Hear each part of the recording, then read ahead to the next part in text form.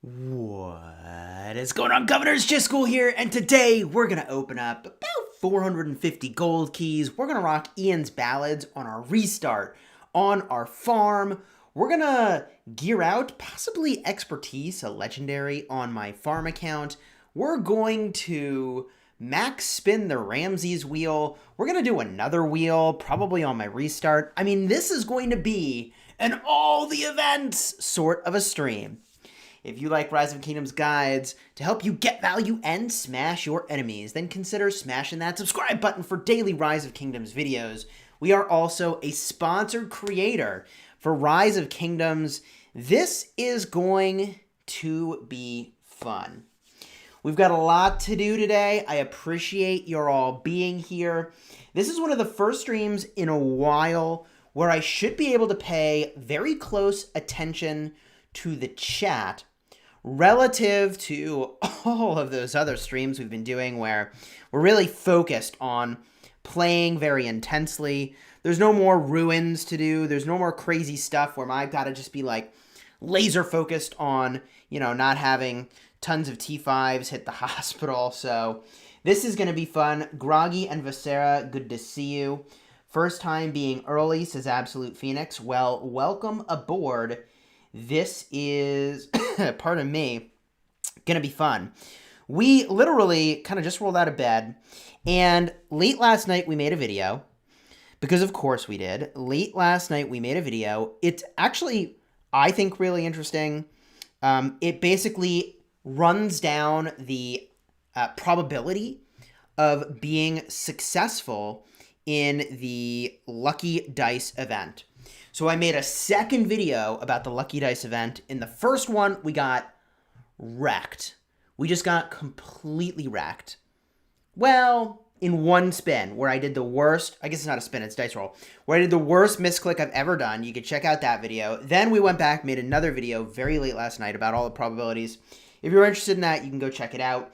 Puddin' ROK, hi, thank you for your super chat. Good to have you here this morning. As we kick off the fun, the first thing we need to do, and we're about to have these gatherers return, so I won't be rude and leave partially completed resource nodes here. In Kingdom versus Kingdom, it's kind of less of a big deal because somebody could go finish off the node and get the honor for having done that. But I don't want to leave partial resource nodes here. So we're going to finish those off. And, I got this one right here. I don't know. Maybe I will just... I can finish that one later. Hold on. The 2 minutes, I can do that one later. Here we go. All right, so we're going to go and... Ooh, I'll claim a gold key. Yoink. We're doing on our main account, the Karuak ceremony. We're up to level 17. If you can believe it, I'm like... I don't know. I don't really have any commanders I need to put experience onto. Is this weird? Like, who am I really putting experience on right now? I guess Kira? I guess my gathering commanders? I guess? Like, it's just not worth the action points to me. Weirdly enough. So I just want to kill the Karuak ceremony as efficiently as I possibly can. I do have a combo here, the Lohar Kira, and I could use T5, I suppose. Would I make a tactics arc video? I'm Sequiz. We have a bunch of those videos already. Check out my Arc of Osiris playlist. Daniel Newland says, second dice video, just watched it, really good info. Glad that you liked it. Glad it was helpful. I got to finish making my tea over here. This is kind of crazy. I've got two kinds of tea lined up. I've got black tea. I've got green tea in a separate mug to keep it super warm. So like midway through the live stream, I can start drinking that. All right, boom. We knock that out. We summon another one. We battle the next, baby. We battle the next. Foxman, good to see you. Please grab that silk from the blacksmith before my OCD gets triggered, says Maljami. We did grab the silk. We did grab the silk from the blacksmith. I don't even know what I'm really working on right now. I can make a lot of different gear. I'm basically waiting until new commanders are released. I think it will be Monday or late Tuesday night, depending on... I guess it's late Monday night, Tuesday morning is what I'm trying to say, depending on where you are in the world, that I think will get some new commanders here. So, I got a lot of gear I can make, and we're just waiting. We're just waiting because gosh bless if I get the special talent and then 30 seconds later they're like, oh, hey, here's this new leadership commander. Bet you didn't see that coming and you need mixed troops. And I'd be like, no, I just special talented something for something else. So anyways, hello, good morning, Spartan. Of course, I'm talking about equipment, and Spartan shows up. Spartan possibly has the best equipment among any player I'm aware of. He quite possibly has the best equipment among any player I've seen. And we've got some players with some really good equipment here. So anyways. How did I get Milky Way? I was going to make a joke about traveling through space, but I don't think it would have been funny. Also, what's kind of awesome here is I think my AoE, watch this. I'm about to get a free barb.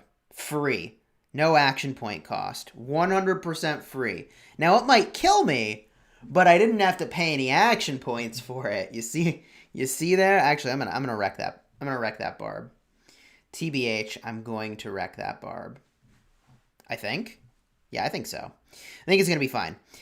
So how did I get the Milky Way? This pattern Milky Way comes from the Ceroli Assault.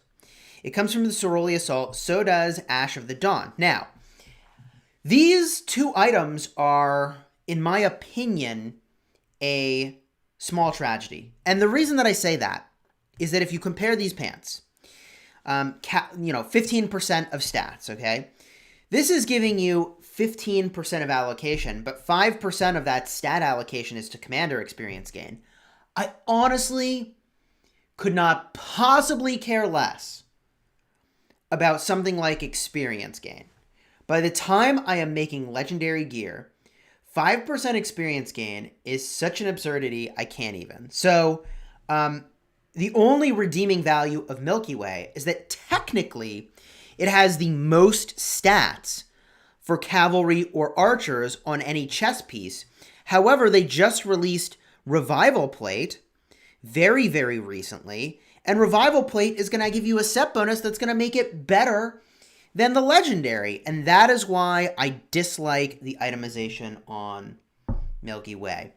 If you had made it many months ago, which I'm sure very few people had, then there would be some redeeming value, but anyways. Oh no. Oh no. Thank you for the CZK20 donation. Christopher Kren requesting that we look up the Klein bottle again. Oh my. Oh my. Hopefully that's PG. Hopefully that is PG. Hey Chisgule, if you use experience on your gatherers, you can use those talent points for march speed. I do plan, and I do, so when do I level up my gatherers? Actually, I can show you my presets here. If I'm going to go battle barbarians on the map, which is primarily what I do. I don't really do many forts because I don't need the experience tomes. So I just battle barbs and hope to get some gems. But my secondary commander typically for this preset is a gathering commander. I got a gathering commander over here. So I got a couple presets that actually do tap into having some gathering commanders get some experience. And speaking of which, I'll just fire that up now, I suppose. I'll fire that up now. I'll bring two out, but I just would rather have the AP in most cases when I'm doing something like Kingdom versus Kingdom than spending it now to convert it into action points. That's the thing. Please fix the 2 stream thing, waiting in the other one for no reason. That's a little disappointing. Let me tell you what happened, and I will work on fixing the 2 stream thing, although I honestly don't know if I can. This is a YouTube bug that apparently we have walked into. YouTube, when you're creating the option to reuse your settings from a previous live stream. Now, that is a really handy way to save time for me when I'm setting up a live stream, because I don't have to go in and obviously configure everything all over again, which is normally what I have to do. So this morning I went in and I said, reuse my settings. I went in and it looked like it had created it. I went in and I updated everything and got it all set up. And then, gosh darn it, it was nowhere to be found. I went into my upcoming live stream list in my, YouTube studio site, and it's it didn't exist. So then I had to create a brand new stream all over again. There's something funky going on with the reuse old settings, or, your previous settings for a live stream right now. So I do see the old upcoming stream. I am now deleting that one. Apologies for the holdup there.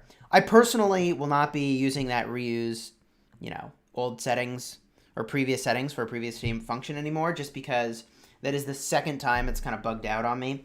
So we should be good now. Apologies for the inconvenience. We are back in action. Chisgule, in the dice event, I spent 3,000 gems and got 30 material choice chests. Ha ha ha. 300 gems every time I didn't miss a roll. You must be talking about green material chests, which is pretty cool. That's awesome that you didn't miss a roll. I mean, some number of people, they're going to get lucky, baby, and it sounds like you got lucky. Sounds like you got lucky. When will I use the gold keys? I haven't decided when exactly I'm going to use the gold keys. I had thought, as soon as we have as many gold keys as we have people watching, we'll go and do that. And from what I see, we've basically crossed that threshold already. So what I think we're going to do for the gold keys is I think I'll do the Ramesses wheel first. I'm just going to finish spending the action points that I have, and I've only got 400 left, so it's just a couple more of these battles that we'll do. And we'll spin the Ramesses wheel. We're going to max spin that. And then we'll switch over to the account that's going to open all the gold keys, and we'll rip them, baby. We'll rip them. Chisgule, I thought you were going to change your civilization. Good point. Box Coon. I should change my civilization. I should do that soon. As soon as I'm going to do big training, I should switch my civilization. What am I going to switch my civilization to? Allow me to first fire up one more of these. And I think I do maybe need to start sending 2 marches at these. So we'll just go like this. Now, the civilization I am going to be switching to is most likely going to be Germany. I love the cavalry attack and the special unit. I main rally calves, so that makes sense. I've got every cav in the game expertised. I love the troop training speed. That's very important for me as a player. And the action point recovery is pretty legit inside of Kingdom versus Kingdom. Outside of Kingdom versus Kingdom, it's a little less exciting, but it's still quite good. Now I'm going to send that march home, I think. And I can go here, and I'll just clean up that node that I started, as I promised I would. We'll bring out a brand spanking new march, and we'll battle another one of these. Boom. So here we go. We battle this. Now, why do I think it's worth maybe waiting to switch civilizations till the patch rolls around? It could be that these new commanders would benefit more from a different civilization, but I'm very inclined to go with a civilization that gives me a training speed boost when I'm not in Kingdom versus Kingdom and when I'm doing all my big training. And then when I'm in Kingdom versus Kingdom and I need to start launching rallies on players and rallies on flags and rallies on forts, at that point, I switch to a combat-oriented civilization. I think that makes sense. Or if Arc League fires back up, then we'll do whatever League sort of requires there. The best civilization for cavalry, I mean, look, I am Arabia because I use Attila Takeda. That works extremely well for normal attack damage. It also works for skill attack damage if you're rallying, but does it actually, or is it, hold on. I'm pretty sure it's just damage. Yeah, 5% damage dealt by rallied armies is really good. It's really, really good. I mean, yeah, especially because I rally calves. All right, so I'm going to actually. I'll just send out some gatherers. I'll just send to whatever's next to my city. Normally, I would search for some gold, and let's do the wheel of a fortune. Hey, sorry, I had to. I had to. It was there. Maybe there will be 2 new ones that were talked about. Could be. Spartan says, pro tip, if you're going to make 2 million plus T5, swapping to Germany saves you gems. It does. It does, and you can save even more gems. You can save even more gems if what you do is use the civilization swaps from the Alliance shop, right? So you're foregoing buying teleports, which are very, very good. And instead, you're picking up these civilization swaps. But the civilization swaps are much, much, much, much, much, much better value from here than the teleports are. Because the teleports you can get over in the merch right over here. You can get them... Where did I put my merchant? Holy moly. Where did I put my merchant? Here we go. Is this... No. What? Oh my gosh. Down there. Thank you. Courier station. You can get them in here. And I think the last row or maybe this row. And you can get them like 50% off. So, okay. Now, we're going to go in. Boom, boom, boom, boom. Okay. It's time for Wheel of Fortune for real now. It's time for Wheel of Fortune for real now. Here we go. Spinning the wheel. Getting those Ramesses heads. By the way, we should look at how many we have. So we have 1 more than we did before. And what we had was a cool 36. So we had 36 Ramesses heads. So we just got 1. Let's keep the wheel goodness going. We are max spinning this wheel. You should not do this unless you are a mega spender, okay? Well, you should not do this unless you are a mega spender. There are, it seems, these days, lots of places that you can go and spend your gems. So unless you are a mega spender, this is probably not the thing to do, spinning past 100. But you can see why I'm doing it. We're getting lots of legendary commander sculptures. This is way cheaper than buying legendary commander sculptures from the VIP shop, which is a thing I have done in the past and is not cheap. It is not cheap. All right, we're going to keep spinning. Thank you, Rochelle Gomes, for becoming a member of the channel. Your name now shows up in green. You get a badge next to your name showing how long you've been a member. And the best part is you get the custom channel emojis. Let's get those hype emojis rolling to welcome our brand new member, Rochelle, to the channel. Great to have you here as we scoop up 3 more Ramesses sculptures. Baby, this feels pretty good. Off to a great start this morning. And can I express some appreciation for a moment? I love that I get to hang out with you all and play games, especially a game that I love, which is Rise of Kingdoms. This is great. And this spin is great. This is a great day. This is going fantastic. This is going fantastic. So we pull down 4 more legendary commander sculptures in total, and we spin the wheel yet again. There's another universal, which is amazing. That is definitely better than a Ramesses head. Another universal is phenomenal. I can use the universal anywhere, including on Ramesses. We did get some research speed ups. I've seen rumors that maybe there'll be a way to use research speed ups in the future. I think it's likely. I think it's likely that we will have a use for those because we haven't had a way yet to convert them into something else. And, boom. This is an amazing spin. This is an amazing spin. Oh my gosh. What would you consider a mega spender? I mean, I spend $2,000 a month. I spend $2,000 a month, which, that's expensive. That is definitely expensive. Thank you, Slapback, for subscribing to the channel. Consider dropping a like on the video if you are enjoying this. It costs you absolutely nothing. It's like a high five to Chisgule. I appreciate it.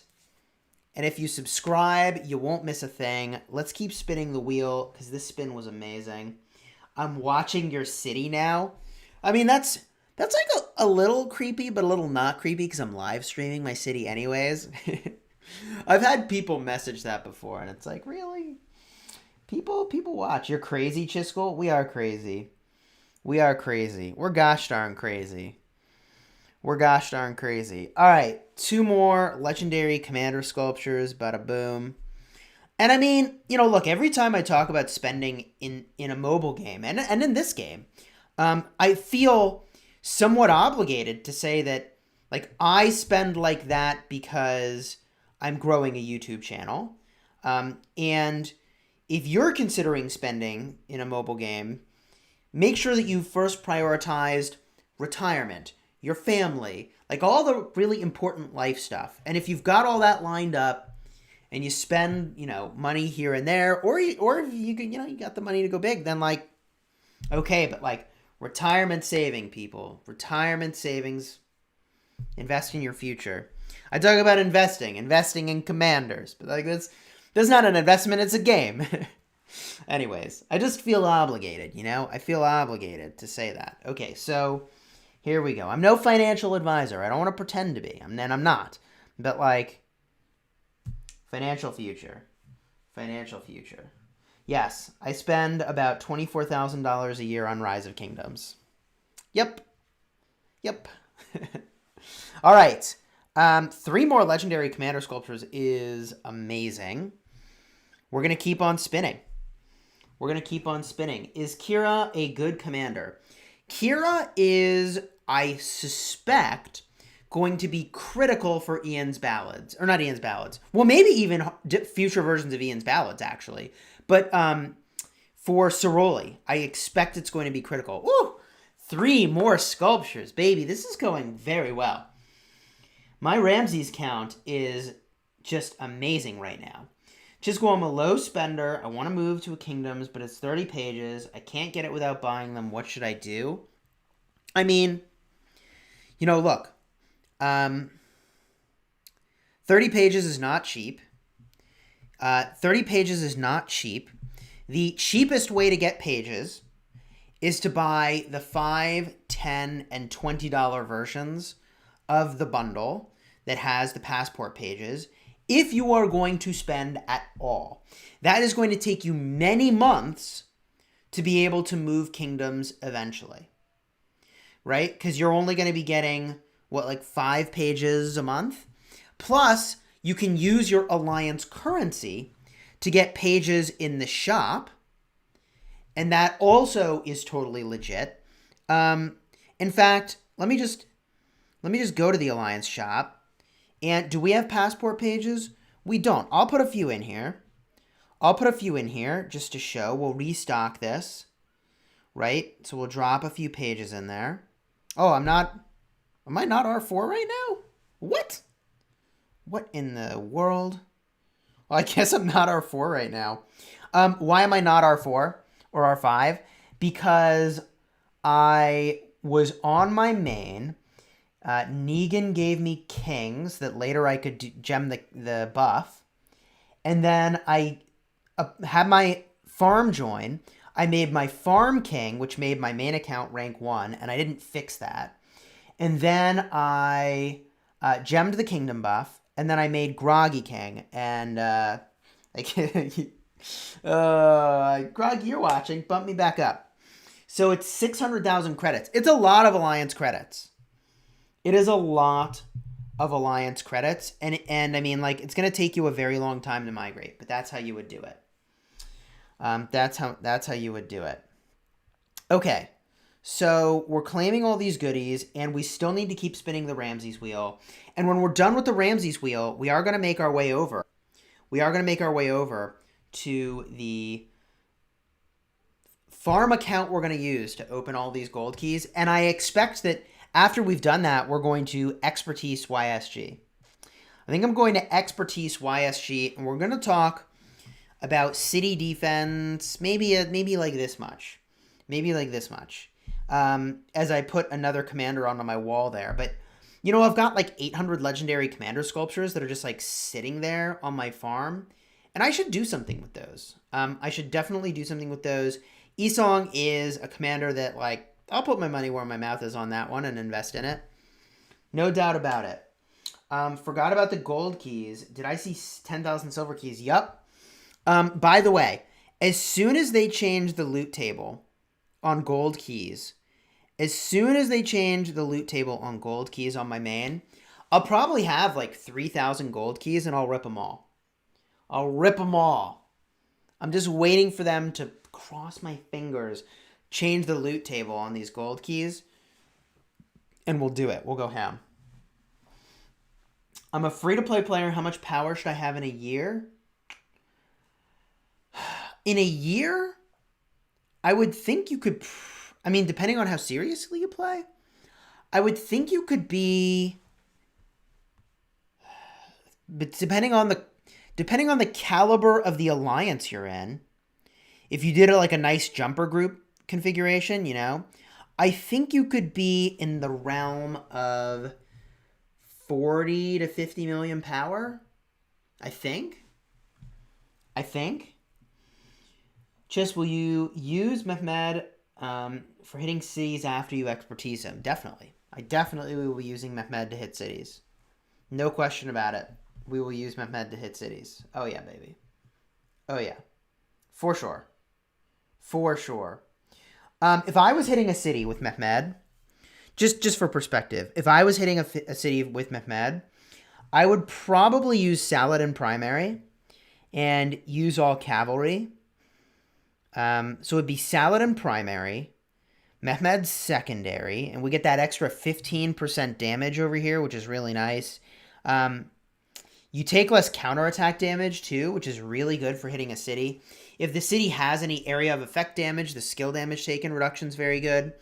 And I would probably use, let's see here. I got all these different builds. I could reset this. Build. I would, if I was hitting a city, I mean, I actually might just go full conquering build. And, you know, you'd have like the Attila Takeda rally tank, and then you'd have like Saladin Mehmed doing boatloads of damage. So I'd probably go like this, because you want Tear of Blessing, I think, for the dead troops. I think that's worth 3 points. Unfortunately, like, I guess you're losing some points over here. I think you're losing some points over here that are pretty good, but I think I would make a build that looks something like this. Let's see. And then I got a few more points I could do here. I would probably, if the garrison has AoE damage, I would definitely go over here. And you don't need emergency protection if it's not two commanders doing skill damage and you're not tanking it. The remaining 3 points, I might just put in Dragon Saber. Yeah, I mean, I'd probably go like this, right? And let's rename this build City Hitting. That's how I would do that. You're welcome, YouTube. You're welcome, Rise of Kingdoms community. Here's the build. Now everybody should use it. And they should use this. That is what I would use right here. That's how I would machine gun out Mehmed's damage. Just hammer the heck out of them. And if their city has any healing whatsoever, I mean, you're reducing their healing. You're doing great damage. The counterattack damage taken reduction is very, very good. There might be other ways to do this. There are probably other combos. I mean, like, Edward and Tamaris is an obvious combo that needs to be hitting the city at the same time that I think somebody else should be using the Mehmed. My opinion. My opinion. Now, it could be that 2 Edward Tommies is what you really want. I could see that. If I was rallying a city and I had like whatever I wanted in the world to use, and I would have an Attila Takeda be the tank. I think I would have it be Attila Takeda because it's still just so good. I would have 2 Ed Tommies, and then I would have probably a Saladin with Mehmed in the mix as well, doing some work, I think. The only other question is if, like, you could use, like, a Guan. I could see Guan Mehmed being a thing. I could see Guan Mehmed maybe being a thing. That's conceivable. It's certainly conceivable. Okay. Now, how many Ramesses sculptures did we get? Did we finish spinning? We did. How many Ramesses sculptures did we get here? We started with 36 Ramesses sculptures. We're now up to 67. So we got 31 legendary commander sculptures. We're going to rock an upgrade on Ramesses now. I don't particularly care where it goes because for me, if I'm going to start using this commander, I'm going to have to expertise them first. I do have 1,426 legendary commander sculptures, with the exception of the 200 that I spent on Guan. This is sculptures that I have accumulated since KVK Season 3. So people are like, oh, you have so many. Like, yeah, I haven't spent any since KVK Season 3. Of course I have so many. I spent like this, and since KVK Season 3, I haven't spent any, except for Guan. So, anyways. Hashtag rant ended. So, what now? What now? Now, I send out another gatherer, and then we switch over. The pit. I got to go back to the gold pit. Where you at, gold pit? Here you are. Boom, boom, boom, boom, boomity boom. Now, we have a rule in our kingdom that I think is really smart. It's actually not in our kingdom. It's in our alliance. Because we have so many active players in our alliance, when a new pit is created, you're only supposed to send 30,000 siege units to the pit. That way, everybody can actually get in and start building it, if that makes sense. Because it really sucks when you're online and you want to get in the pit, but the pit's full, then you go to bed, and then you miss out entirely. So we just have a rule where it's like you send 30,000 troops to go to the pit. So, here we go. We're going to switch over. Boom. So I think I answered this question already of how much power should a free-to-play player get in a year. I think between 40 to 50 million, depending on how aggressively you play. Now, here we are on our farm. And the farm is where we are going to open our gold keys. We also need to do some Karuak ceremony. We're going to finish that out. And there's probably some other events we could do too. I think we're going to expertise Esong and just drop him on the wall. I think we're going to do that. So let's, claim all of those animal bones. Give me them bones, baby. So here we are. This is the farm. Yes, that's right. We have a 33.6 million power farm. What? Why are you looking at me funny? Why are you looking at me funny? This is normal. This is totally normal. 33.6 million power farm. We're going to use gathering enhancement, food, wood, stone, gold. Get all those quests done. Beautiful. Beautiful. It's just about gold key time. Don't you think? Don't you think that it's a beautiful time for gold keys? We have 469. I mean, you just can't make this stuff up. Because we literally just got a gold key and we weren't even expecting this. 469 gold keys. We got a lot of gold keys. So the question that we must ask in a video where there's a gold key opening, we're obligated to ask in a gold key opening video, how many legendary commander sculptures will we get from opening 469 gold keys. Drop it into the chat. How many legendary commander sculptures will we be getting? Do I spend money on my farm account? I typically have a 30-day gem supply going, and occasionally I spend money in addition to the 30-day gem supply. And that has become because this account gems the kingdom buffs.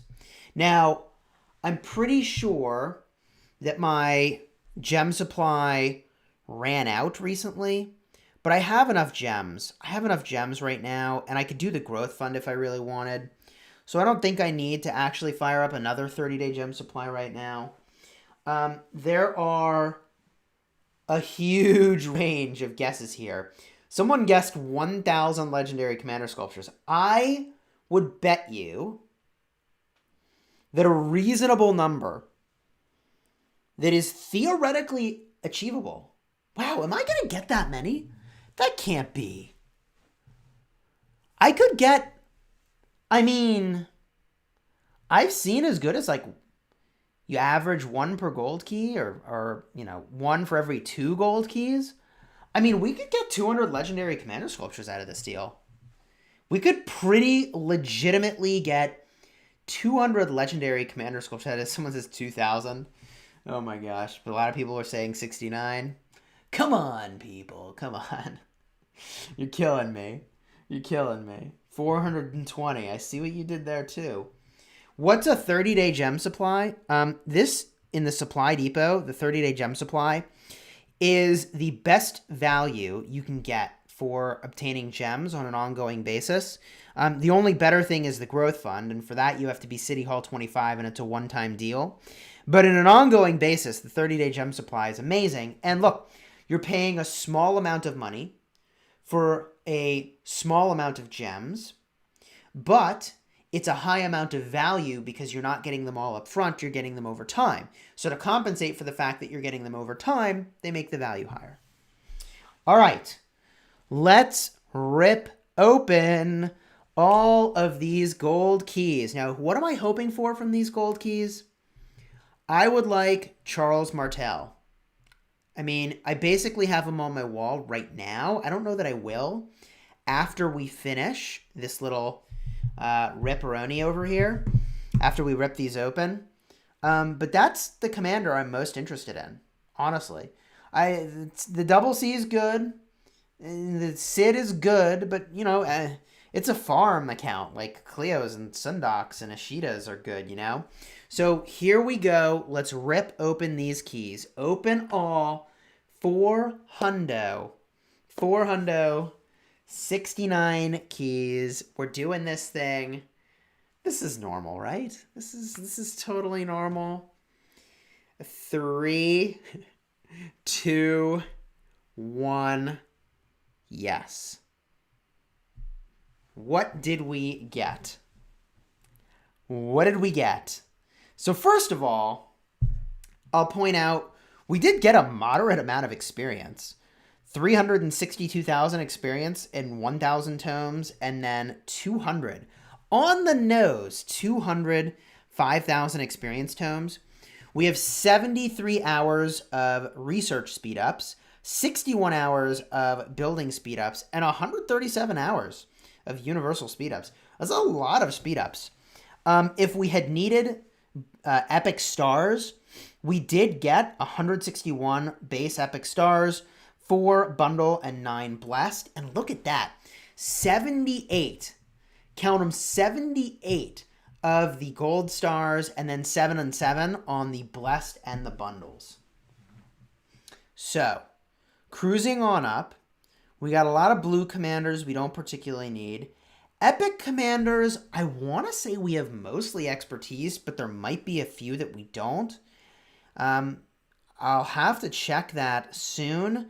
The most we got of any epic commander was Herman, and we got 60 of those. And look at this.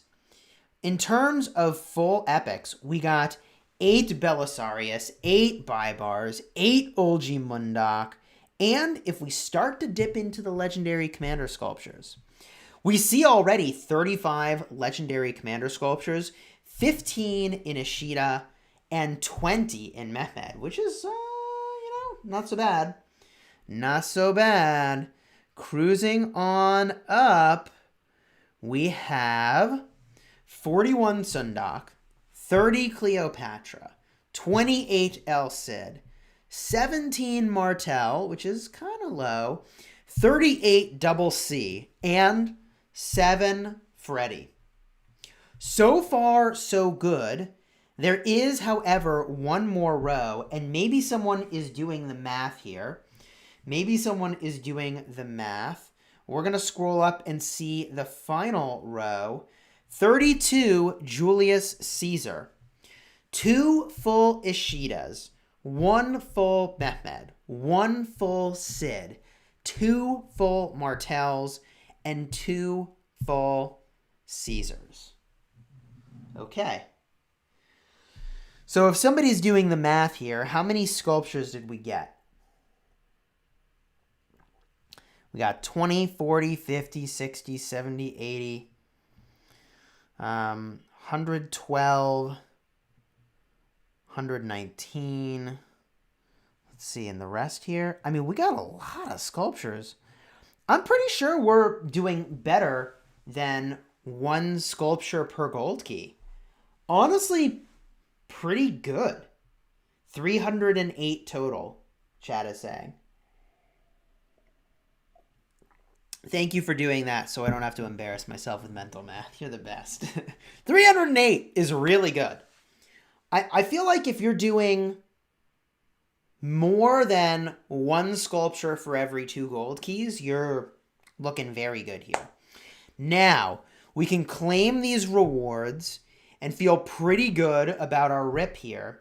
And from here, we can start to invest in some legendary commanders and apply some sculptures and talk very briefly about some choices that I'm going to make for defending my farm account. Which, look, like most people don't need to worry about defending their farm account, but like, I'm a YouTuber. People want to hit the YouTuber. We get it. So I also intend, and I've done this in the past, but I intend to use this account in war to send troops to die. So for me to have some commanders on here is pretty reasonable. So feel pretty good about this. Let's confirm our sweet opening over here and then start to invest in some legendary commanders. Bada boom. Confirmed. So if we go to our commander tab now, you can see we've got a lot of commanders we can summon. And if we go to our Charles Martel, I did want to get his sculptures. I have got enough to put another skill onto him. So we're going to smash that upgrade button. And we've increased our counterattack damage slightly, which is pretty cool. Now, I want to talk about using Charles Martel to defend your city. Because this account is basically a free-to-play account. I would argue this account is even less than a free-to-play account. Because I don't do most of the events on this account. And we've still gotten this far with our legendary commander in how many days? How many days of not even really playing this account? In 400 days, which is a long time. Logging in once or twice a day, not even doing events, just opening gold keys. We have a 5-5-1-2 Charles Martel. Now, should this Martel be on my wall is an interesting question. The reason why this is a weird question is that although the first skill is obviously very, very good, the second skill is giving me infantry stats only. Now that's nice, and it's a max skill. That's good. But let me just point something out. If I go to my troops, I have only 350,000 infantry. Not even 1/4 of my troops is infantry. So yeah, it's a lot of infantry stats. It is a lot of infantry stats. But half as many cavalry stats would have the exact same effect on the effectiveness of my city. Makes sense? I have twice as many cavalry. So the overall effectiveness of my city is boosted about the same amount with half as many stats. This is important. This is important. When we talk about defending your city, the stats that you have and value are very, very different. Now, we're going to make a separate video about this topic because, well, tune into the channel tomorrow where we go in depth on city defense. I think this topic is misunderstood. I think this topic is underrepresented, and I have not seen anyone cover it with the insights that we're going to share tomorrow. So if you're interested in defending your city, consider subscribing so you don't miss a thing. We've been sharing a lot of our secrets recently. With the patch notes, we talked about our secret weapon for counter rallies and for double rallies, which, by the way, is Delane's Amulet. In a video before that, or even in that last video, we talked about the best kept secret in the Lost Kingdom is actually going to your home kingdom to go do the barbarian keeps and camps. We talked about a lot of our secrets recently, and we've got more to come. Now that we're outside of Kingdom versus Kingdom, we're sort of fully disclosing all of the strategic stuff that we've uncovered. And some of this stuff I wish I had known while we were in Kingdom versus Kingdom, because one of the advantages of being an ally with Kingdom 75 in a KVK context is that we fully share all of the inside information that we hoard for KVK to have a strategic advantage. All of our testing, all of our hard work, we share with our allies. So anyways, what do I want to do now? You see, I just finished explaining that Charles Martel, his first skill, it's really good. But his second skill is barely doing anything for me. And okay, I have 2% attack to all units. I mean, that's 8% of stats, right? That's 2% cav, 2% infantry, 2% siege, 2% archers, and I got 15% counterattack. Now that 15% counterattack, that's pretty good if you're getting swarmed. Okay, that's pretty good. But I might even make the argument. Let's go look at Pelagius, okay? Let's go look at Pelagius. Just throwing this out there. Just throwing this out there. For my city, given the commander landscape that I have, if I had expertise Pelagius, and I cannot believe I haven't done this, what is happening right now? Well, I just got all these sculptures. Okay, so would I be better off with Pelagius to defend my city? Let's just take a look here. The active skill, very good. Decent damage, obviously not as good as Martel's. 30% of cavalry stats. Well, wait a minute. I just finished saying how all I would need is 15% of cavalry stats to be as good as the maxed Charles Martel second skill. Well, holy jeez, people. Well, holy jeez. Look, the cavalry stats are really good. In this case, for my city, because I'm all in on calves. 7% attack, I mean, that's obviously better than the 2% on the Martel. And I get some healing. Maybe that's not as good. But I would argue that the Pelagius would have been perhaps better to defend my city. Quite frankly, the Pelagius might have been better. Kusunoki's good if you're dealing with AoE damage and, you're getting swarmed. I like a Kusunoki as a secondary. I like it, but I don't have as many archers. So Kusunoki is just not as good for me. Olgi Mundok, again, I just don't have as much infantry here. So all these infantry stats, they just don't do all that much for me. But you know what will do a lot for me for defending my city? You know what will do a lot for me is YSG. YSG is going to do a massive amount of damage. He is going to help me generate more rage, which is great. He is going to elevate the attack of all units by 10%, which is very solid. He's going to increase the skill damage of my Sun Tzu, who is going to be my primary. And if my city gets swarmed, and look, I'm very likely to get swarmed on my farm account, he's going to help with that too. So we're going to summon YSG and expertise him in this video. To defend my city. Let's do that now. Esong summoned, confirm. Now, when you summon a legendary commander, you have this bundle pop up. This is the best bundle in the game for legendary commanders, for sure. We are going to buy this bundle now.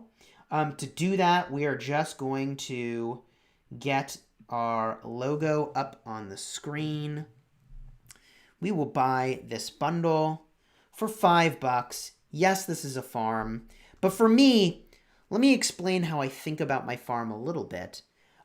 If I needed to take a fighting account to another kingdom for some reason to make content, I can use this account to do that. So we've made the purchase here. So we're going to get rid of that. Bada boom. $5. Purchase is in. Very good. Now let's go and expertise our legendary commander here. This is going to be the first legendary commander we expertise on this account. So we're going to go to the skills, and we're just going to start swapping these over. Confirm, upgrade. Confirm, upgrade.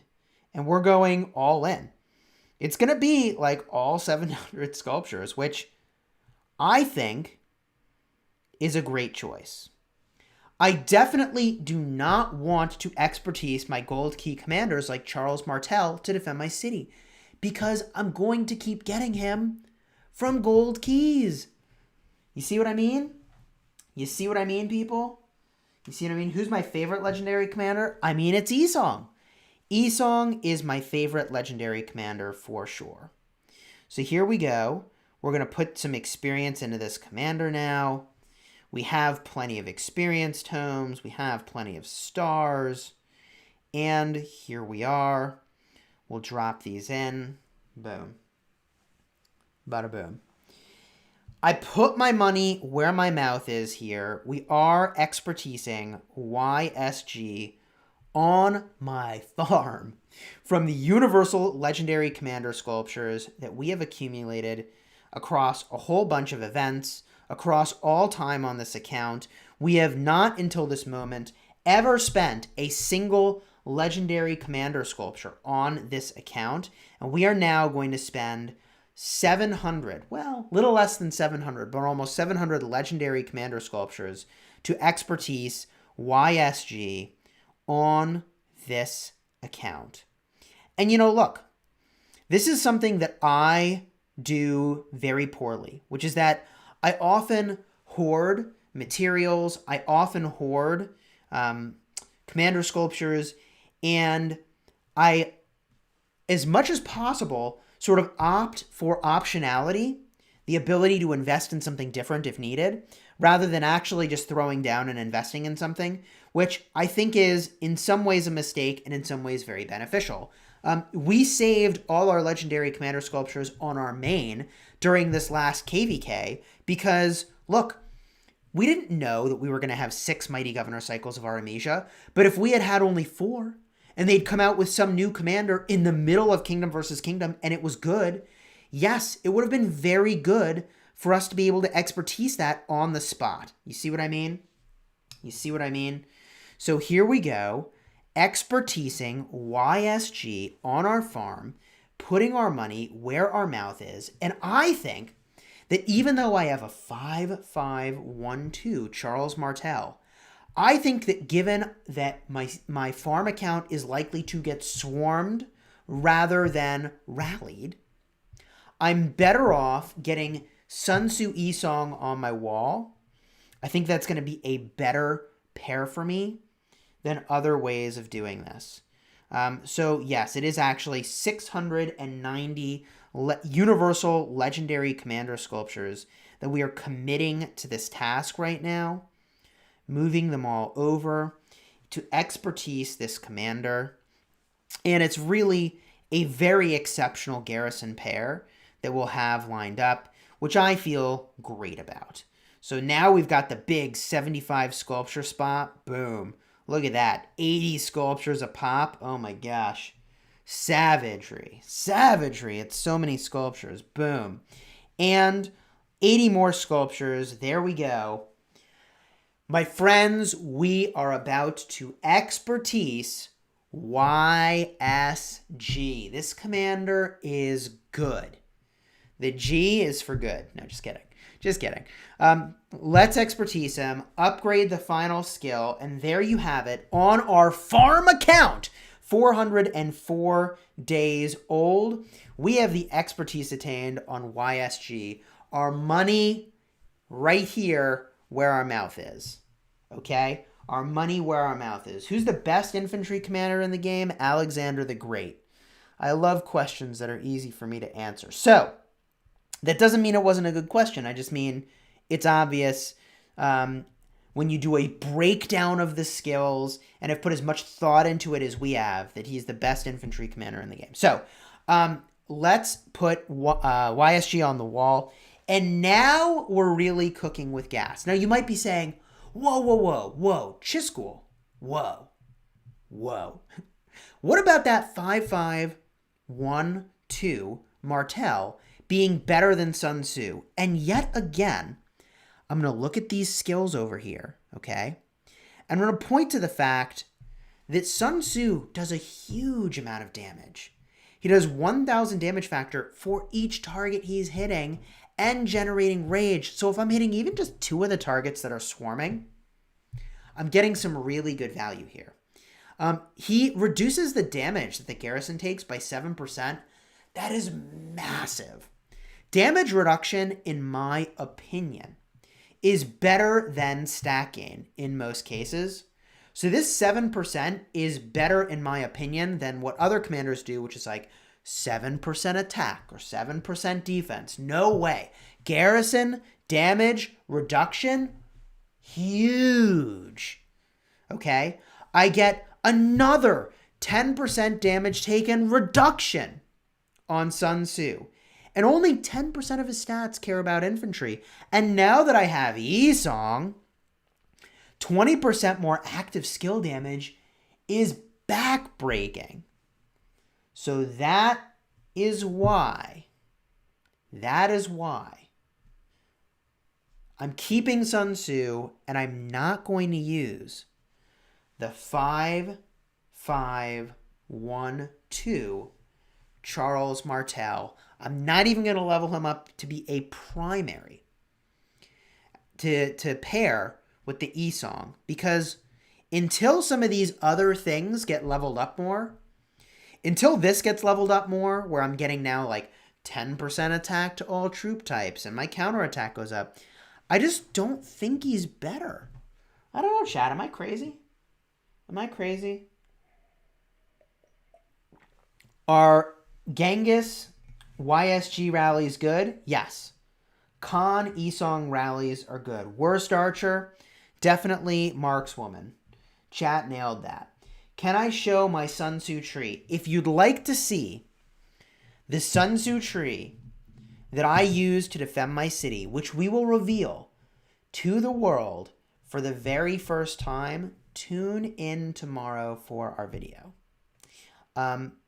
We've got a build that I've seen nowhere else that I think is probably the best build. And not by a little, but by a lot.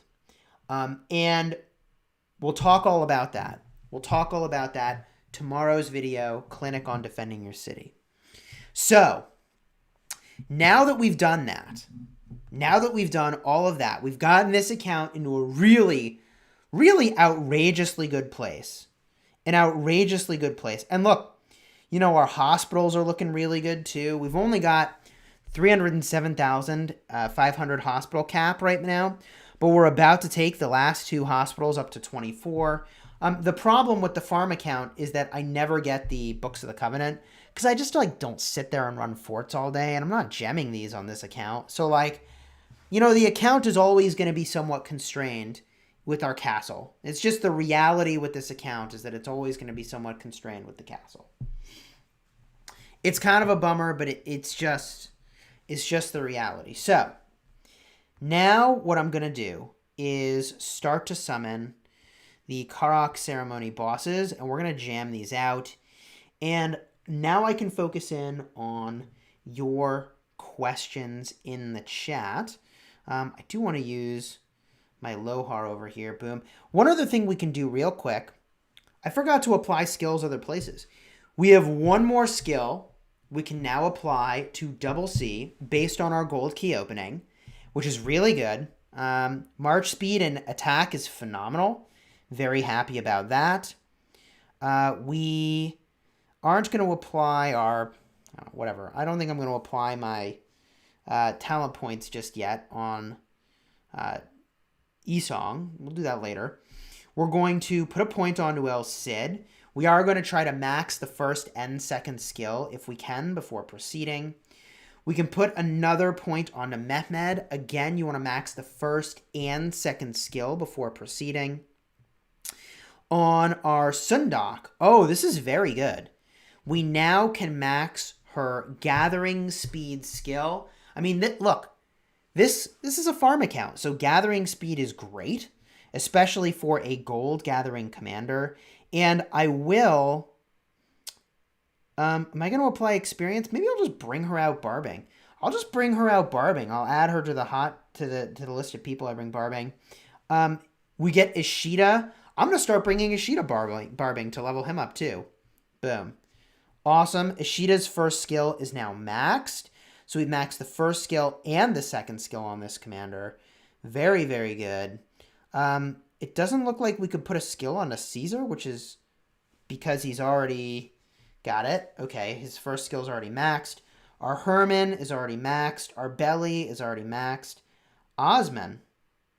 Did we not get enough to put a skill on Osman? That I find somewhat surprising. Okay, no Osman upgrades. Mundok we'd have to level up. All right, so the only ones left are the ones we have to level up, which makes sense. That makes a ton of sense.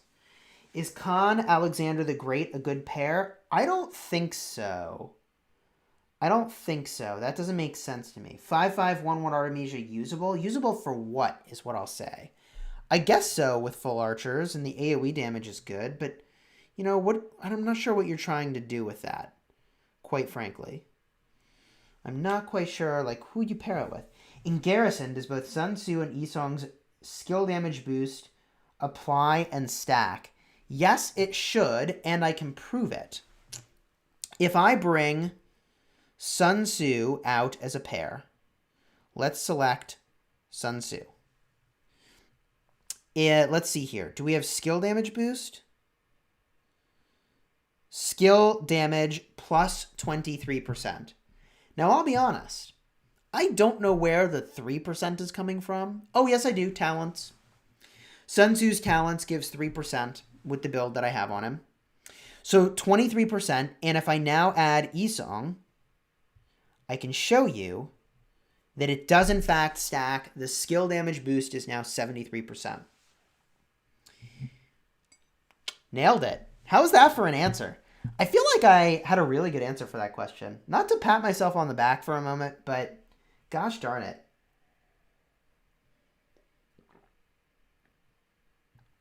I gotta take some hydration breaks here because drinking black tea is hydrating, right? That's definitely how that works. Isn't that how that works? Black tea hydrates you? Definitely not how that works.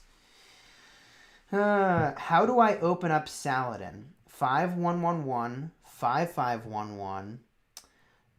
And Salvador Lion has answered the question. It is actually 5551. The thing about Saladin is that his fourth skill is only for hitting cities. And for 99% of players, maybe more, you just don't care about that. But all the other points are very good. So to avoid having any points land in that skill you don't care about, you just never take them past 3 stars until you have maxed the first 3 skills. And Saladin is a special commander because other commanders have that skill you don't want, in the second slot or the third skill slot. And you really can't avoid accidentally putting points there. But Saladin is one of the only commanders in the game where you can avoid it entirely, which is really quite nice. Normally on Conquering Commanders, you just don't have that option to avoid having any points go into the Conquering talents. So, has KVK Season 4 ended? Yes. Do items from main and secondary commanders stack? No, they do not. No, they do not. We've got a level 15 Akwu, which we will now summon.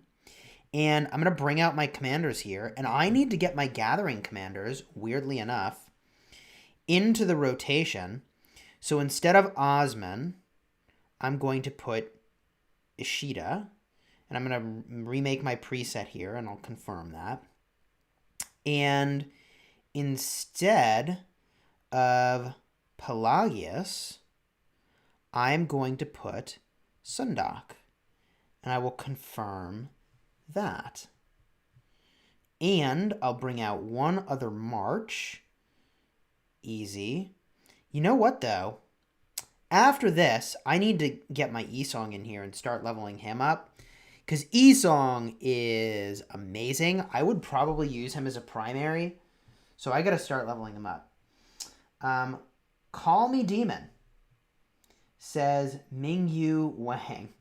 Well, thank you for the $2 super chat. Much appreciated. Thank you for supporting the channel, Demon. Okay. Here we go.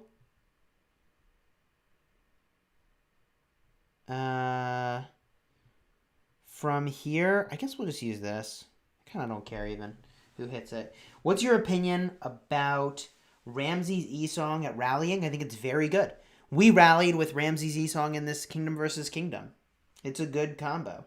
Did you miss the opening? We got 308 legendary commander sculptures. Could you please recommend a build for double C to go behind enemy lines in KVK and snipe those gatherers? You're going to want a lot of mobility. You're going to want a lot of the cavalry tree. We can show you some build ideas. We can definitely show you some build ideas. Any thoughts on the new AP bundle? I mean, I think it's probably very good. It hasn't landed where I am. There's no AP bundle yet. So when it does come, we'll cover it on our channel. Kaiser Cool Cat, thank you for the $2 super chat. Dropping that yo. Every time someone donates, your name and your donation shows up above my head. I do appreciate those donations tremendously. What's a good secondary commander for Khan in the open field? You know, if you're free to play, any cavalry commander will do, but Pelagius is really good and Osman is really good. Khan rapid fires out those skills, and that is exactly what Osman has always wanted, is someone rapid firing skills, reducing rage cost. And that is because Osman's third skill, called Sword of Osman, does 400 damage factor every time an active skill is used, primary or secondary commander. So the faster you can fire off skills, the better. If there was a legendary version of Osman, it would be crazy good. Oh my gosh. I'm going to call it right now. I am going to call this shot right now. The new legendary commanders coming into Rise of Kingdoms, one of them is going to have an effect like Osman. I'm calling the shot. We'll see if I get it right. It might just be too good. That might just be too good to do. That might just be too powerful. Honestly, it might just be too powerful. I thought your name was Chess Gaming. That's hilarious. No, it is not Chess Gaming. My name comes from a troll warrior that I played in World of Warcraft. It just sounded like a troll name, you know, like the quintessential troll name in World of Warcraft is like Zul'jin, you know, something like that. And so like Chisgule sounded like very, you know, like a troll. Not that I role play, but you know, it just sounded appropriate. Troll Warrior. Troll Warrior. Gladiator title, season 3, whatever, no big deal. Okay, boom, let's do this thing. Isn't legendary Osman a Guan? Not exactly, but you're not wrong either. But not exactly. Because you see, Guan, while he does benefit from rage generation because his 4th skill does even more damage when he uses his active skill, the thing that Osman does is give you a bonus when both commanders use their active skill. But Osman, when he uses it, well, when the primary uses it and when the secondary uses it. So it's really like 800 damage factor every round of active skills. That's why I think that's so good. What do you think of Edward and Sid for fast archers? I use it, but I don't really like it. I think it's a fine option. But in most cases, I don't think you're fighting a single target. And you really wish you had AoE damage. Rarely do I wish I had single target damage, which is what Edward and Sid is doing. I also kind of dislike that it's going to take a lot of rage to even fire off the skills, you know? So I don't love it, quite frankly. I don't love it. Chis, you have an account, Ghost Gaming? No, I do not. I do not. Troll suits you, my friend? Come on, JLax. You're funny. Hey, Chisgule, is Joan Richard a good combo? Yes, but if you make Joan the primary, it's actually not as good as a Richard primary, which I thought was weird. I always thought that the support tree would be better, but it's honestly not better than the defense tree from Richard I. So I think you're better off with a Richard primary, and especially if we're talking about open field fighting, you can sort of hide your Joan of Arc behind the Richard. But if you make a Joan of Arc primary, pretty much anywhere else, I mean, people will hunt out your Joan and just kill it like that. It doesn't matter that you have Richard secondary. You're going to be a magnet for getting killed.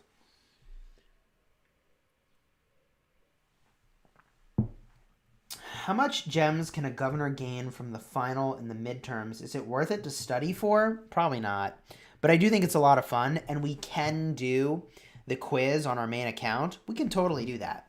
We can totally do that. I've got some more caffeine here. We're going to line up.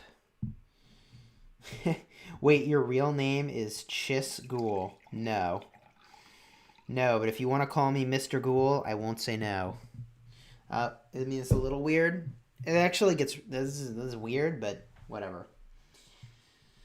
Can you give us the best combos in the game?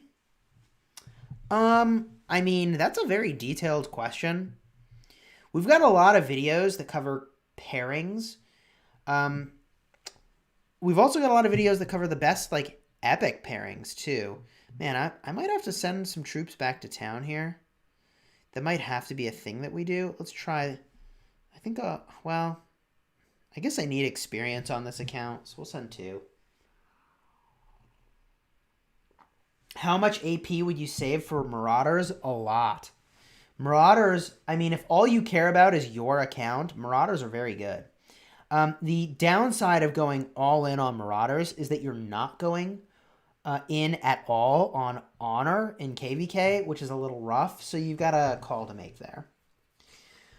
Should I unlock Esong through the Card King even when I'm not going to upgrade him? I'm focusing on Con to 5511. I'm free to play, and sculptures are really rare. I think it is worth unlocking Esong, but if you're not going to invest in him like anytime soon, then, you know, you don't need to sweat it. You really don't need to sweat it, because unless they take him out of Card King, which they could, you're going to have plenty of opportunity in the future to get it. But I just, you know, I worry about their making a commander unavailable, but I think that generally they don't do that. I think you're probably safe.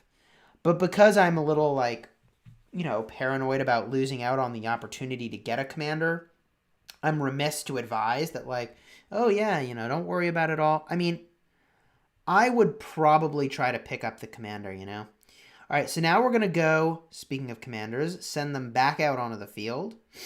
And I think we can solo this, but we might need to start bringing multiple marches. Let's start to get these lined up. We've got this march here, and I think I have a Boudica march. There it is with archers. We are going to bring YSG as the secondary to this here. Okay, bring that out onto the field. And I think we need to use 2 marches at this point. I think we do actually need to use 2 marches. Do you know Ethelflaed's skill misses the boss in Ceroli unless you position her a certain way? I did not know that. Sun Tzu and Ethelflaed, good for a free-to-play? Yes, it is good. I think that is good. You can see the Joan of Arc buffs hitting all these marches nearby. Kind of a cool effect. You can see all those buffs firing up. If I depleted all the AP potions, will there be an option to purchase it with gems? Yes, there will. I believe it's 100 gems for 500 AP, and then the next time you do it in a 24-hour period, or I guess in a single reset, right? At the end of every day, we get a reset. But it'll be 100, then 150, then 200, then 250, and it just goes up by that same amount, by 50 gems a pop for the same amount of AP. So it gets more and more expensive for sure. 5511 Richard, good for open field, free to play. Yes, it's very good. It's very, very good. Should I focus on 1 infantry commander, Constantine or Alexander? Man, I made a whole video about this in my Ultimate Playlist series. Link is in the description. You should absolutely check out the whole playlist. It talks about what to do from 0 to 5 million power, from 5 to 30, from 30 to T5. And one of the videos in that playlist is a Legendary Commander's Guide. Now, what I'll say about that is that, if you're looking for specific advice, all of the videos in that guide and series have timestamps so you can jump to the part you want, because they are long form videos. They're like 45 minutes a pop. But it's some of my best advice, all bottled up and to share with you. So all of that said, between Alexander the Great and Constantine, I think that Constantine gives a very good field contribution by reducing the damage taken by everybody in the area by 10%. For Canyon, that was game-changing when I started using Constantine. Truly game-changing. But with all that said, Alexander the Great is just undeniably exceptional. Undeniably exceptional. I think Alexander the Great's very, very good. You can't go wrong with either of those choices. And Alexander the Great is going to be a lot easier to obtain between the two. Alexander the Great comes from Wheels. Constantine comes from Mighty Governor. He will eventually show up in Card King, and, that's probably how I will get Constantine on my restart account. But, yeah.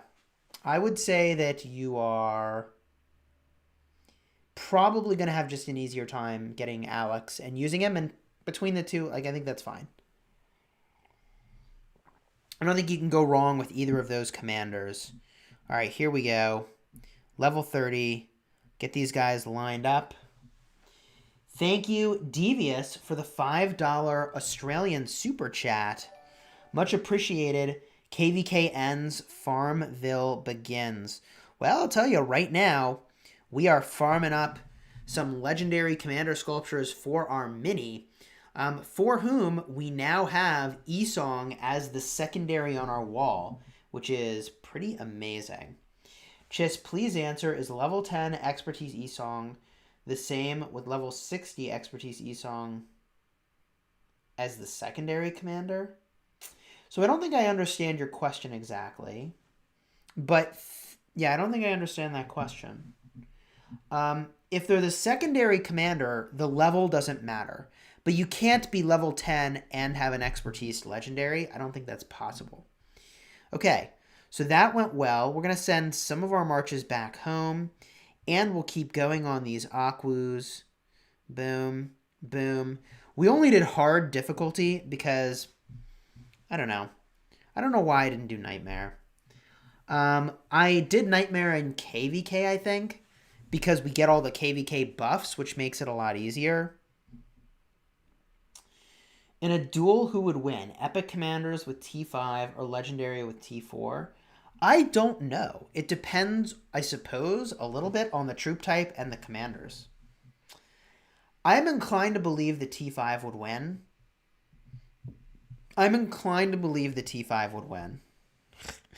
Oh, we got some emojis. We got emojis. I have 400,000 AP. Should I use it to win a skin in KVK3? I think you should. And a part of the reason I think you should is that I think the Cavalry skin is very good. You're going to use Cavalry all the time when you're barbing. And the Season 3 KVK skin gives 15% resource production, which is also very exceptional. I think it's a great skin. I would go for it. All right, we're going to battle this guy and get our other marches onto the field, and onto the field. Now, I don't think we can actually level up any of these commanders. We are getting some good points onto Sundok here. I'll put some points like this for now, even though I'm just using her as a secondary. At this point, I could start to use her as a primary, which is really nice. Some points over here. We'll go this way to get the gold gathering speed. I am very excited to be able to level up those gathering commanders. It really does make kind of a big difference here. 5-1-1-1 Edward better than a Max Herman. I would not do that. I think most players really shouldn't be using Edward. Is it better than Herman? First of all, he's going to have to be the primary, which I don't love. I don't love that. Who do I want to use? We'll use Ethelfled. And we'll bring you over here. You'll help out. So we'll look at that in a second. We'll talk about what Herman has. We'll compare to a 5-1-1-1 Edward. So Herman is going to do... Let's see. My Herman's pretty high level. He's going to do 1,150 damage factor, silence the target for 2 seconds, and reduce their rage by 100. He's going to give you 10% of stats, 10% march speed. And he's going to give you, let's see here, normal attacks give a 10% increase. Oh, normal attack damage of troops by 10%. I thought that used to do something different. So his normal attacks are up by 10%, and attacks have a 10% chance to grant 100 rage. I mean, that's very good. But if we look at Edward, who I don't think I can unlock. There we go. Edward is going to have 2,500 damage factor, which is a lot, but it is a higher rage requirement. You'll get 10% archer health and 10% march speed, which matches the second skill on the other commander we had. 5% skill damage bonus and 1% infantry damage increase, and 15% archer attack when you're over 70% strength. I do not know why you would use a 5-1-1-1 Edward. That just seems not good to me. That just seems not optimal to me. I would not do that. I would not do that. That doesn't make sense. Stay Lazy, thank you for the €2 super chat. Greetings, keep rocking. Cheers to you, and thank you for that donation. Much appreciated. We're having a grand old time. We are having a grand old time. Here we go with the good stuff. Does Richard need to be 5-5-1-1, or is 5-1-1-1 good enough free to play? 5-1-1-1 is good enough. But for those of you that have been here since we expertised E-Song, since we were talking about city defense, revealing more of our insights, what I'm going to point out is that although the healing effect is not so great for defending your city, I'll admit the healing effect on the first skill is not so great for defending your city. Unlike Charles Martel, whose second skill is not doing all that much for your city. It's 30% of infantry stats. The 15% damage taken reduction and 10% counterattack damage boost on the second skill is massive for Richard. Huge.